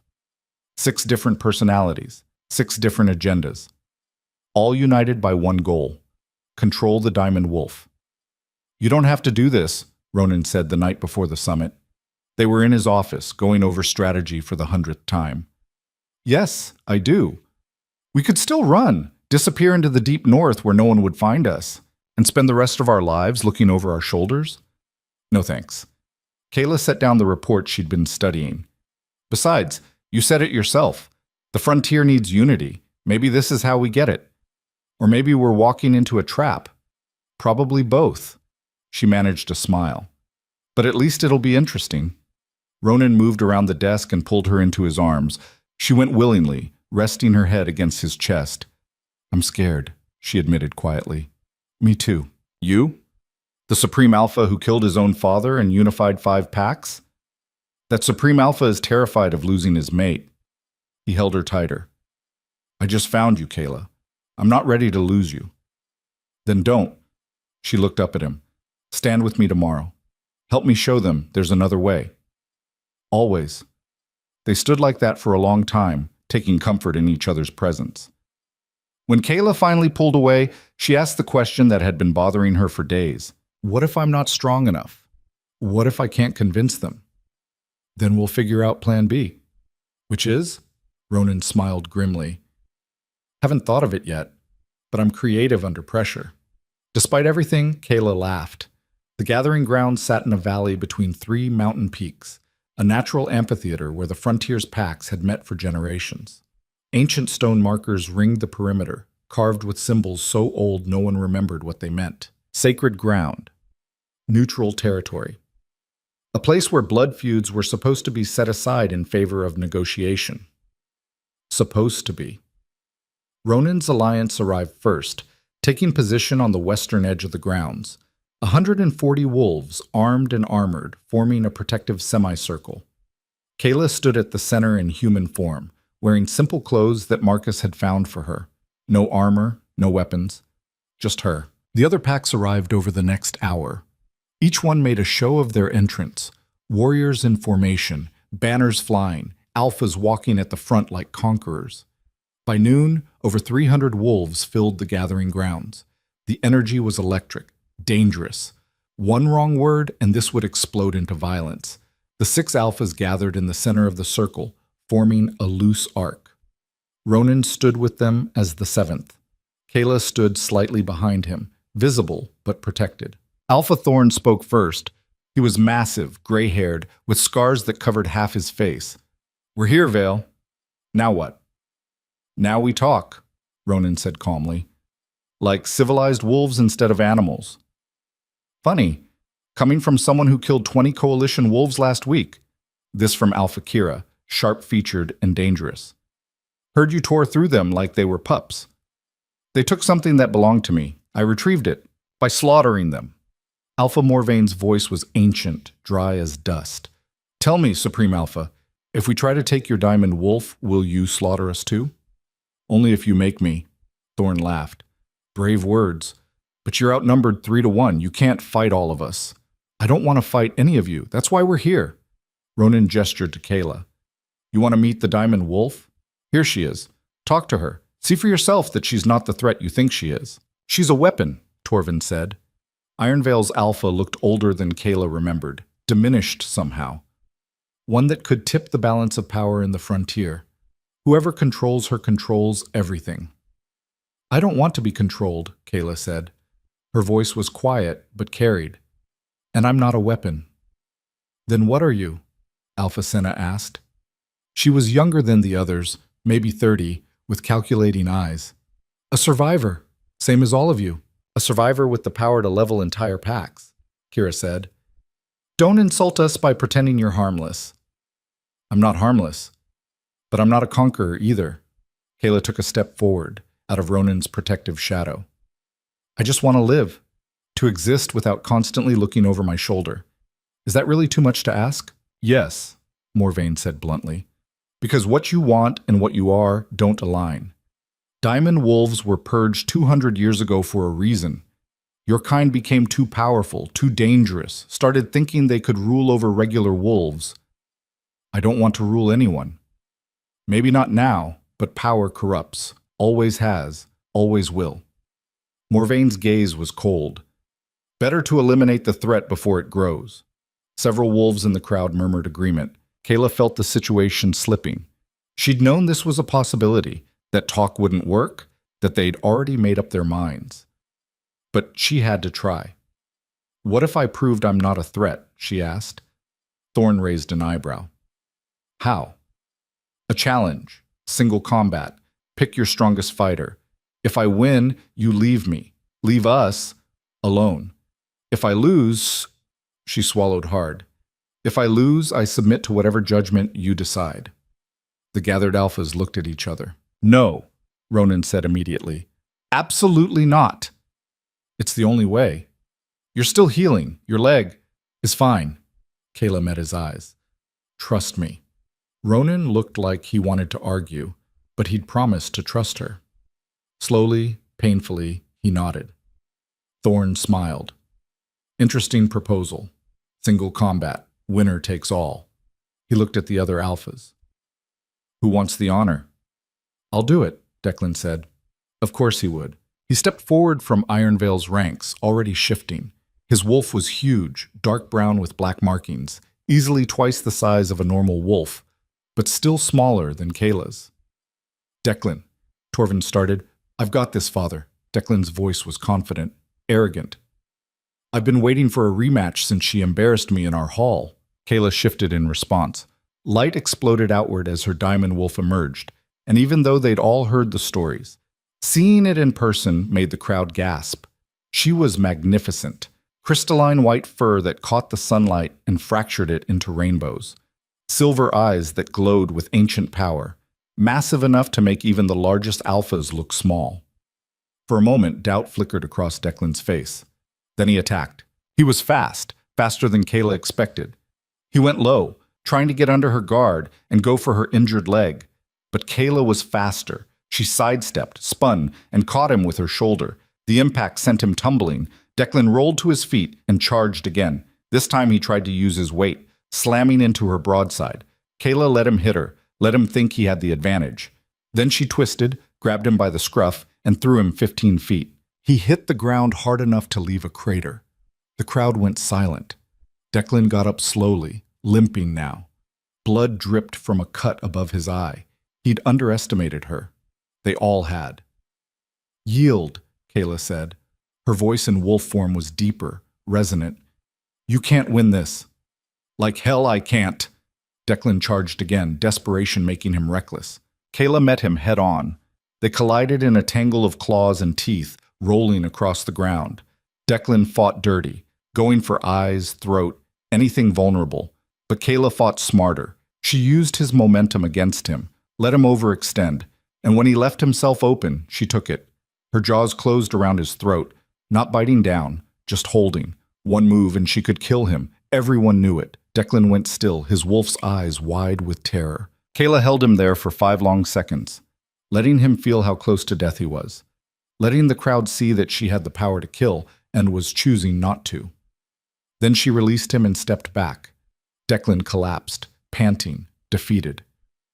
"I yield," he gasped. "I yield." Kayla shifted back to human, standing over him. "I could have killed you, but I didn't, because I'm not the monster you think I am." She turned to face the gathered alphas. "I'm not here to conquer, not here to rule. I just want peace, for myself and for everyone tired of fighting." Her voice carried across the silent gathering grounds.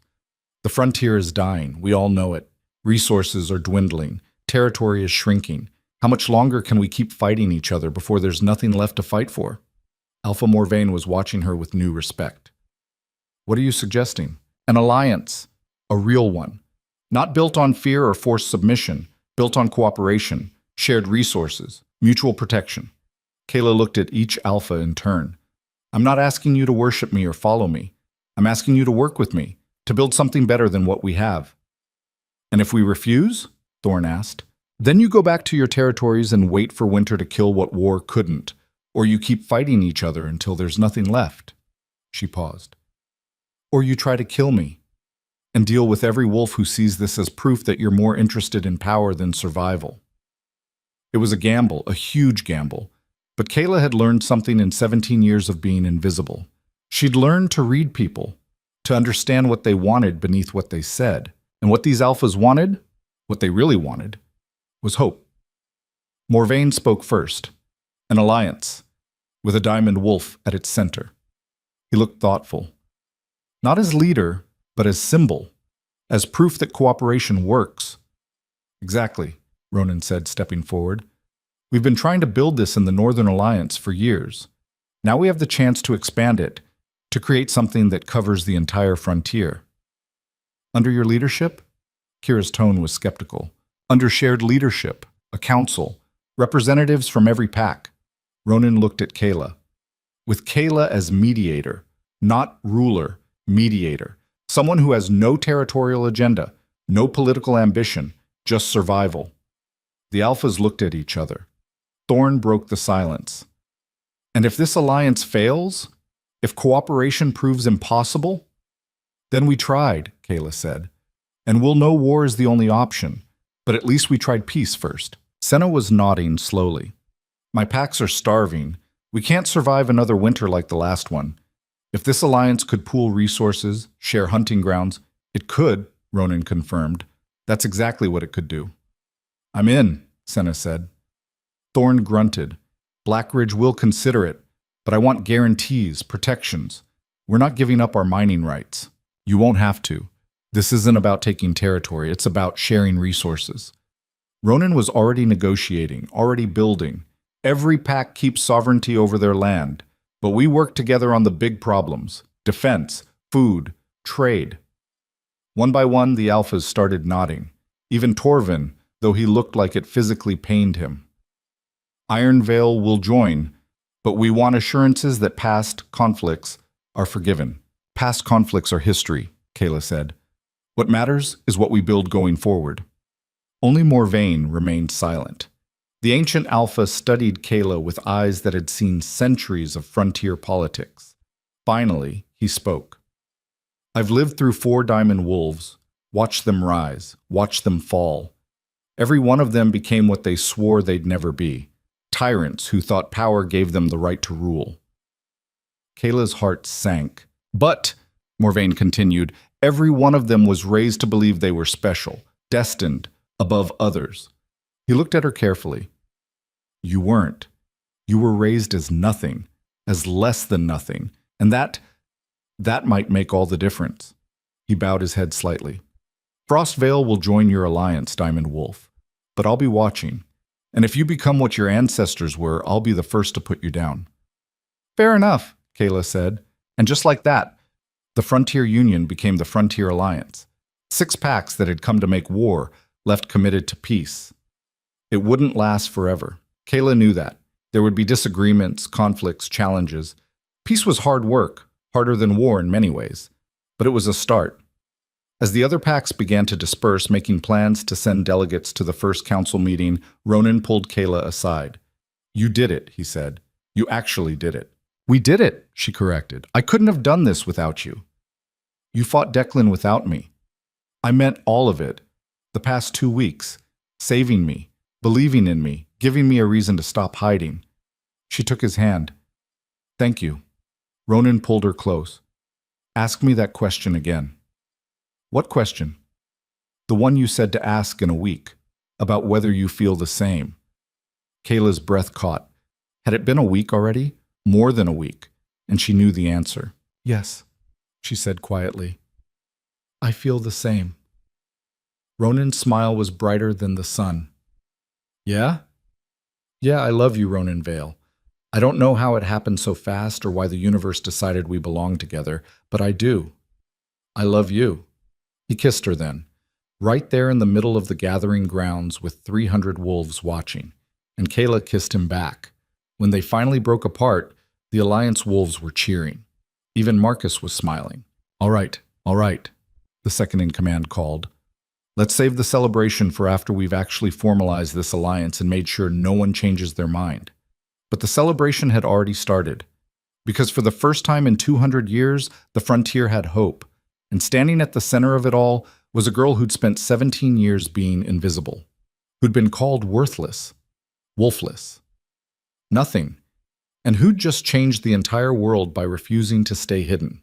Kayla Dorn wasn't invisible anymore. She was a diamond wolf, a survivor, a leader, and most importantly, finally, impossibly, she was free.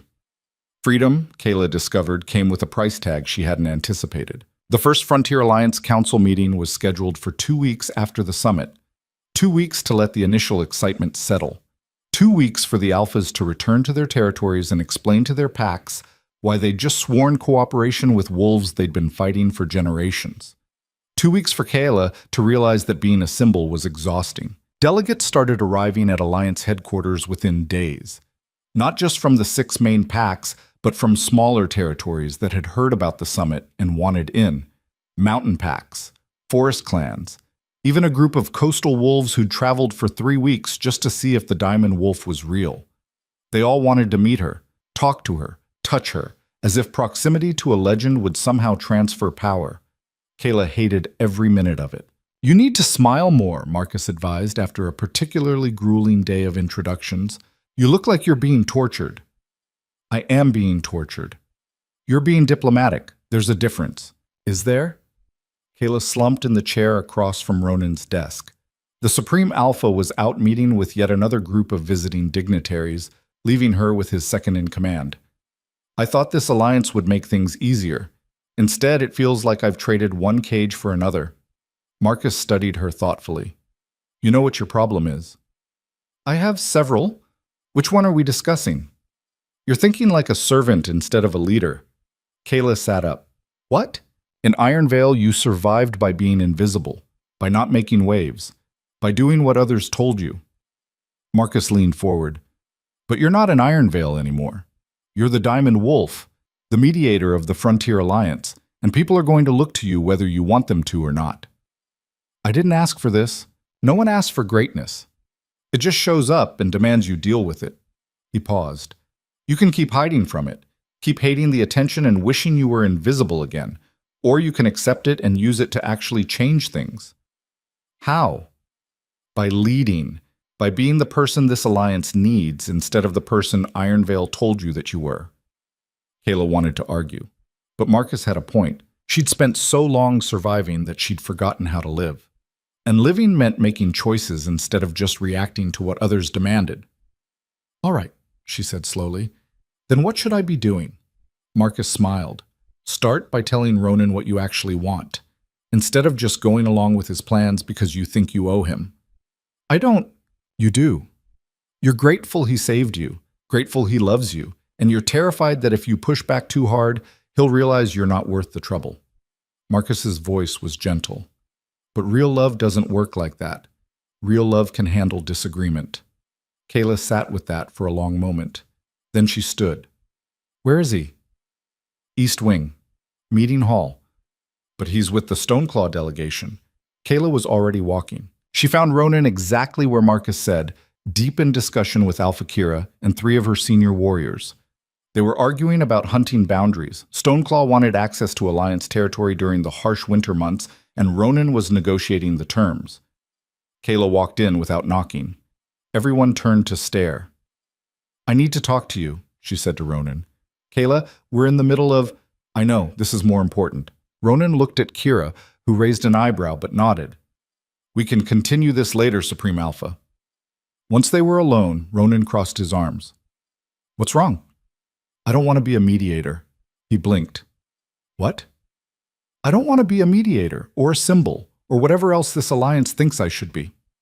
Kayla took a breath. I want to build something. Actually build it, not just stand around looking pretty while everyone else does the real work. Ronan's expression shifted from surprise to understanding. What do you want to build? A refuge. A place for wolves who don't fit anywhere else. Orphans, outcasts, people like I was. Her words came faster now, ideas she'd been forming for days finally finding voice. Every pack has them. People who are too weak or too different or too broken to be useful. They get shoved aside or thrown out. I want to give them somewhere to go. That's actually brilliant. You think so? I think it's exactly the kind of thing this alliance needs. Proof that we care about more than just territory and resources. Ronan moved closer, but it'll be a lot of work. You'll need land, supplies, people willing to help. I know, and I want to do it anyway. Kayla met his eyes. I'm tired of being afraid, tired of waiting for someone to tell me what I'm allowed to want. I spent 17 years like that. I'm done. Ronan's smile was proud. Then let's make it happen. Over the next week, Kayla threw herself into planning. She identified a piece of unclaimed territory on the northern border, harsh land that no pack wanted because it was too exposed, too difficult to defend. Perfect for people who had nowhere else to go. She recruited help from surprising places. Lissa, the healer from Ironvale who'd given her supplies, showed up with 2 other healers who'd heard about the project. Sarah, the young woman who'd helped her escape the Southern Coalition, arrived with a group of former Coalition captives looking for a new start. Even some of Ronan's pack volunteered. Warriors who'd lost families, scouts who preferred solitude, craftspeople who wanted to build instead of fight. Within 2 weeks, they'd broken ground on the first structure. Nothing fancy, just a shelter large enough to house 20 wolves through the winter. But it was a start. The official council meeting happened on schedule. Representatives from all 7 major packs gathered in Alliance headquarters' Great Hall, the same hall where Ronan had first offered Kayla sanctuary. This time she wasn't hiding in the back. She sat at the council table between Ronan and Alpha Morvain, representing not just herself, but the vision of what the frontier could become. The meeting started with the usual political maneuvering, territory disputes, resource allocation, who owed what to whom. Kayla let them argue for an hour before she'd had enough. Can I say something? She asked. The table went quiet. You're all fighting about scraps, Kayla said, arguing over hunting grounds and mineral rights like they're the most important things in the world. But you're missing the bigger picture. Which is? Thorne asked, his tone just short of hostile. Survival isn't just about having enough food or enough territory. It's about having a reason to keep going. Kayla stood, addressing the entire room. I grew up with nothing, no family, no status, no future. And you know what kept me alive? The hope that someday things would be different, that someday I'd matter. She gestured to the window, where construction on the refuge was visible in the distance. That's what we're building out there. Hope. A place where wolves who have nothing can find something, where the broken can heal, where the forgotten can matter. Her voice strengthened. And if this alliance is going to mean anything, if it's going to be more than just another power grab, then it needs to be about more than resources. It needs to be about people. Silence fell. Then Alpha Senna stood. I agree. My packs have lost too many to despair, to cold, to the feeling that nothing we do matters. She looked at Kayla. What you're building, that matters. and the Scattered Peaks Alliance wants to help. As does Frost Vale, Morvain said quietly. We have resources to spare. Might as well use them for something worthwhile. One by one, the other alphas pledged support. Materials, labor, supplies. Even Torvin, though he looked like the words physically hurt him. Iron Vale will contribute as reparation for past wrongs. Kayla met his eyes across the table, saw something she'd never seen before. Shame, maybe even regret. Thank you, she said simply. After the meeting adjourned, Declan approached her. He looked different than she remembered, smaller somehow, despite being the same size, less sure of himself. Kayla, he said, can we talk? She almost said no, but Marcus's words echoed in her head, about being a leader instead of a survivor. 5 minutes. They walked to the courtyard, far enough from the main hall for privacy. Declan was quiet for a long moment. Then, I owe you an apology. Kayla waited. I was cruel to you. In Iron Vale, before, during the tribunal, all of it. He wouldn't meet her eyes. I thought you were beneath me. Thought being wolfless made you worthless. And when you rejected me, I couldn't handle it, so I lashed out. You tried to have me exiled. I did, and I was wrong. Finally, he looked at her. You're not worthless. You never were. I just couldn't see it because I was too busy trying to prove my own worth by tearing you down. Kayla studied him, looking for the lie, the manipulation, but all she saw was genuine regret. Why are you telling me this? She asked. Because you deserve to hear it, and because... Declan took a breath.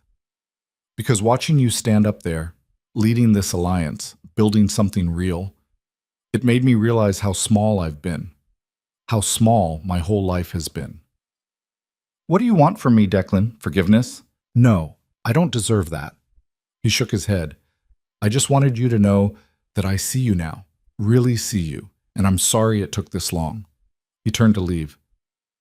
Declan, he stopped. We're going to need fighters at the refuge, people who can teach self-defense to wolves who've never had to protect themselves. Kayla paused. You interested? Declan's eyes widened. You're offering me a job?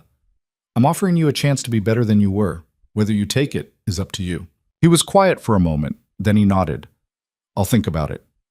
It wasn't forgiveness, but it was a start.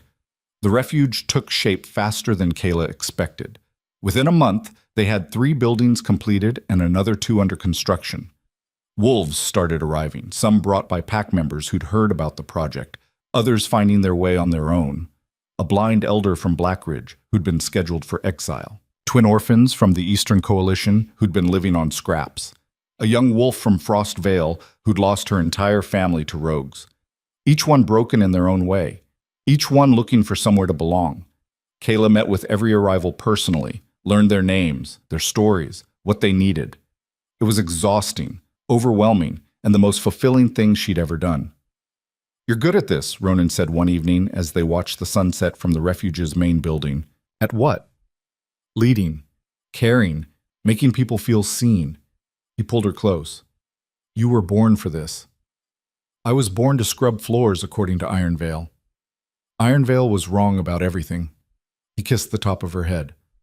I'm proud of you. Kayla leaned into him. Thank you for believing in me, even when I didn't believe in myself. Always. They stood like that for a while, watching the sun paint the sky in shades of gold and red. Then Marcus appeared, his expression urgent. Sir, we have a situation. Ronan tensed. What kind of situation? Riders coming from the south, fast. They're flying coalition colors. Kayla's blood went cold. The Southern Coalition, Vera's people. But Vera was dead. Ronan had killed her. How many? Ronan asked. 20, maybe more. Marcus glanced at Kayla. They're asking to speak with the Diamond Wolf, by name. Kayla and Ronan exchanged looks. Then they headed for the gates. The Coalition riders stopped just outside Alliance territory, maintaining the pretense of respecting boundaries. At their head was a woman Kayla didn't recognize, middle-aged, stern-faced, wearing Vera's ceremonial armor. I am Thessa Ashcroft, the woman called, sister of Vera, and I'm here under flag of truce. Funny definition of truce, Ronan said, considering your sister kidnapped my mate. My sister was ambitious, ruthless, and wrong. Tessa's voice carried across the distance. I'm not here to continue her mistakes. Then why are you here? To offer alliance and reparation. Tessa gestured, and 2 riders came forward carrying a chest. Everything Vera stole, everything she took. We're returning it. They opened the chest. Inside, gold, jewels, artifacts, wealth representing years of coalition raids. Keep it, Kayla said. Use it to rebuild your packs. Tessa blinked. You don't want compensation? I want peace. Can you give me that? The coalition leader studied her for a long moment. Then she dismounted, walked forward, and knelt. The Southern Coalition pledges itself to the Frontier Alliance. We ask only that past crimes be forgiven and future cooperation be granted. Kayla looked at Ronan, who nodded slightly. Your call, his expression said. She walked forward and offered her hand. Then welcome to the Alliance. We can always use more help. Tessa took her hand and stood. Relief crossed her face. Thank you. Don't thank me yet. We're going to work you hard. For the first time, Tessa smiled. Good. We're tired of fighting. Ready to build instead. The Southern Coalition's addition brought the Alliance to 8 major packs and over a dozen smaller territories. Nearly 2/3 of the frontier united under one banner. Not through conquest or force, through choice. 6 months after the original summit, Kayla stood in front of the completed refuge. It had grown beyond her wildest expectations. 10 buildings now, housing over 100 wolves, gardens for growing food, training grounds for teaching self-defense, a school where cubs could learn to read and write, a community. Ronan came up beside her, slipping his hand into hers. Thinking deep thoughts? Thinking about how different everything is. She looked at him. A year ago, I was scrubbing floors in Ironvale, invisible, worthless, and now you're changing the world. We're changing the world. Fair enough. He squeezed her hand. Speaking of which, there's something I want to ask you. Kayla's heart skipped. What? Ronan knelt. Right there in the dirt, in front of the refuge they'd built together, he knelt. Kayla Dorn, Diamond Wolf, builder of hope, love of my life. His voice was steady, but his hands shook slightly. Will you marry me? Kayla's breath caught.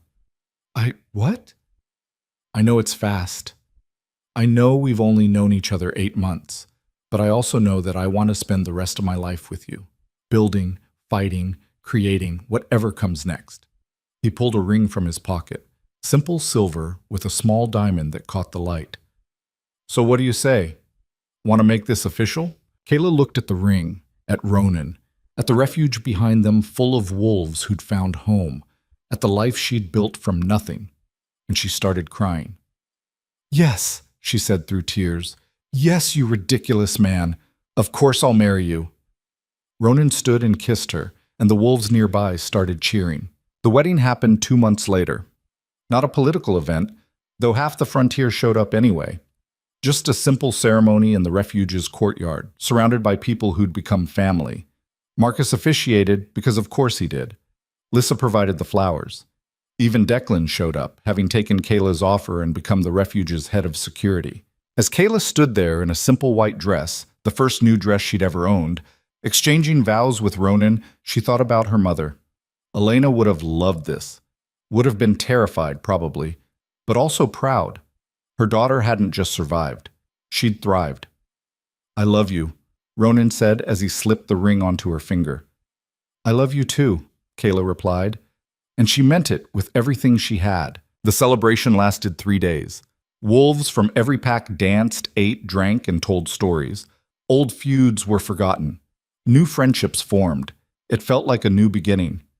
On the 3rd night, as the party finally wound down, Kayla slipped away to the edge of the refuge. She needed a moment of quiet, a moment to process everything that had changed. She found herself at the memorial stone they'd erected for wolves who'd been lost. Names carved into granite.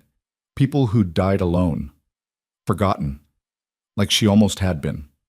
Kayla traced her mother's name, which she'd added herself. I did it, Mom, she whispered. I showed them.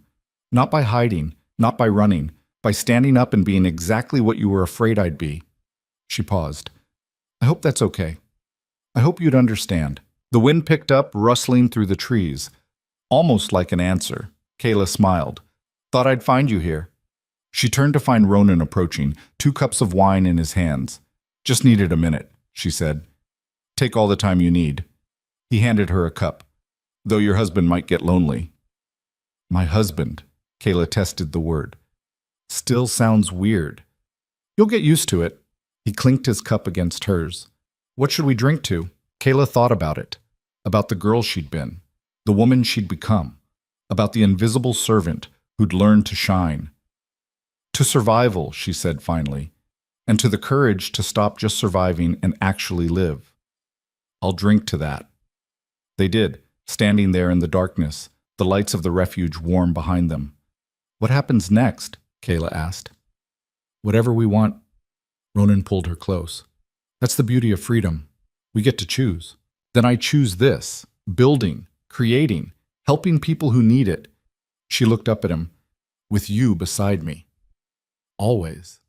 They stood there for a while watching the stars come out. Somewhere in the distance a wolf howled, then another, and another. Not hunting calls, not warnings, songs, celebration, life. The frontier was changing, slowly, imperfectly, but changing nonetheless.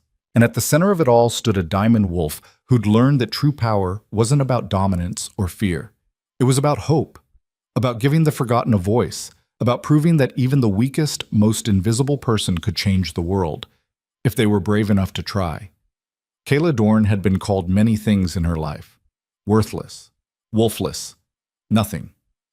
But standing there under the stars, surrounded by the family she'd chosen and the home she'd built, she knew the truth. She was exactly what she'd always been meant to be. A survivor who became a fighter, a victim who became a leader, an invisible girl who became a legend. And she was just getting started. Years later, when wolves told stories about the Diamond Wolf, they'd talk about the battle at the Gathering Grounds, the summit where war became peace, the defeat of the Southern Coalition. But the story Kayla loved most was simpler. It was the story of a girl who refused to stay invisible, who took the hand offered in friendship and built something beautiful from the ashes of everything that had tried to destroy her. Who learned that strength wasn't about being the biggest or the loudest or the most powerful. It was about being brave enough to be seen. The invisible girl was gone. In her place stood Kayla Vale, Supreme Alpha's mate, builder of the refuge, mediator of the Frontier Alliance. Diamond Wolf, legend, free, and for the first time in her life, completely, perfectly, impossibly happy. The end wasn't really an ending. It was a beginning, and the story of what she'd build next was only just starting. But that's a tale for another time. For now, Kayla stood with her husband under the stars, surrounded by hope, and knew with absolute certainty she was exactly where she belonged.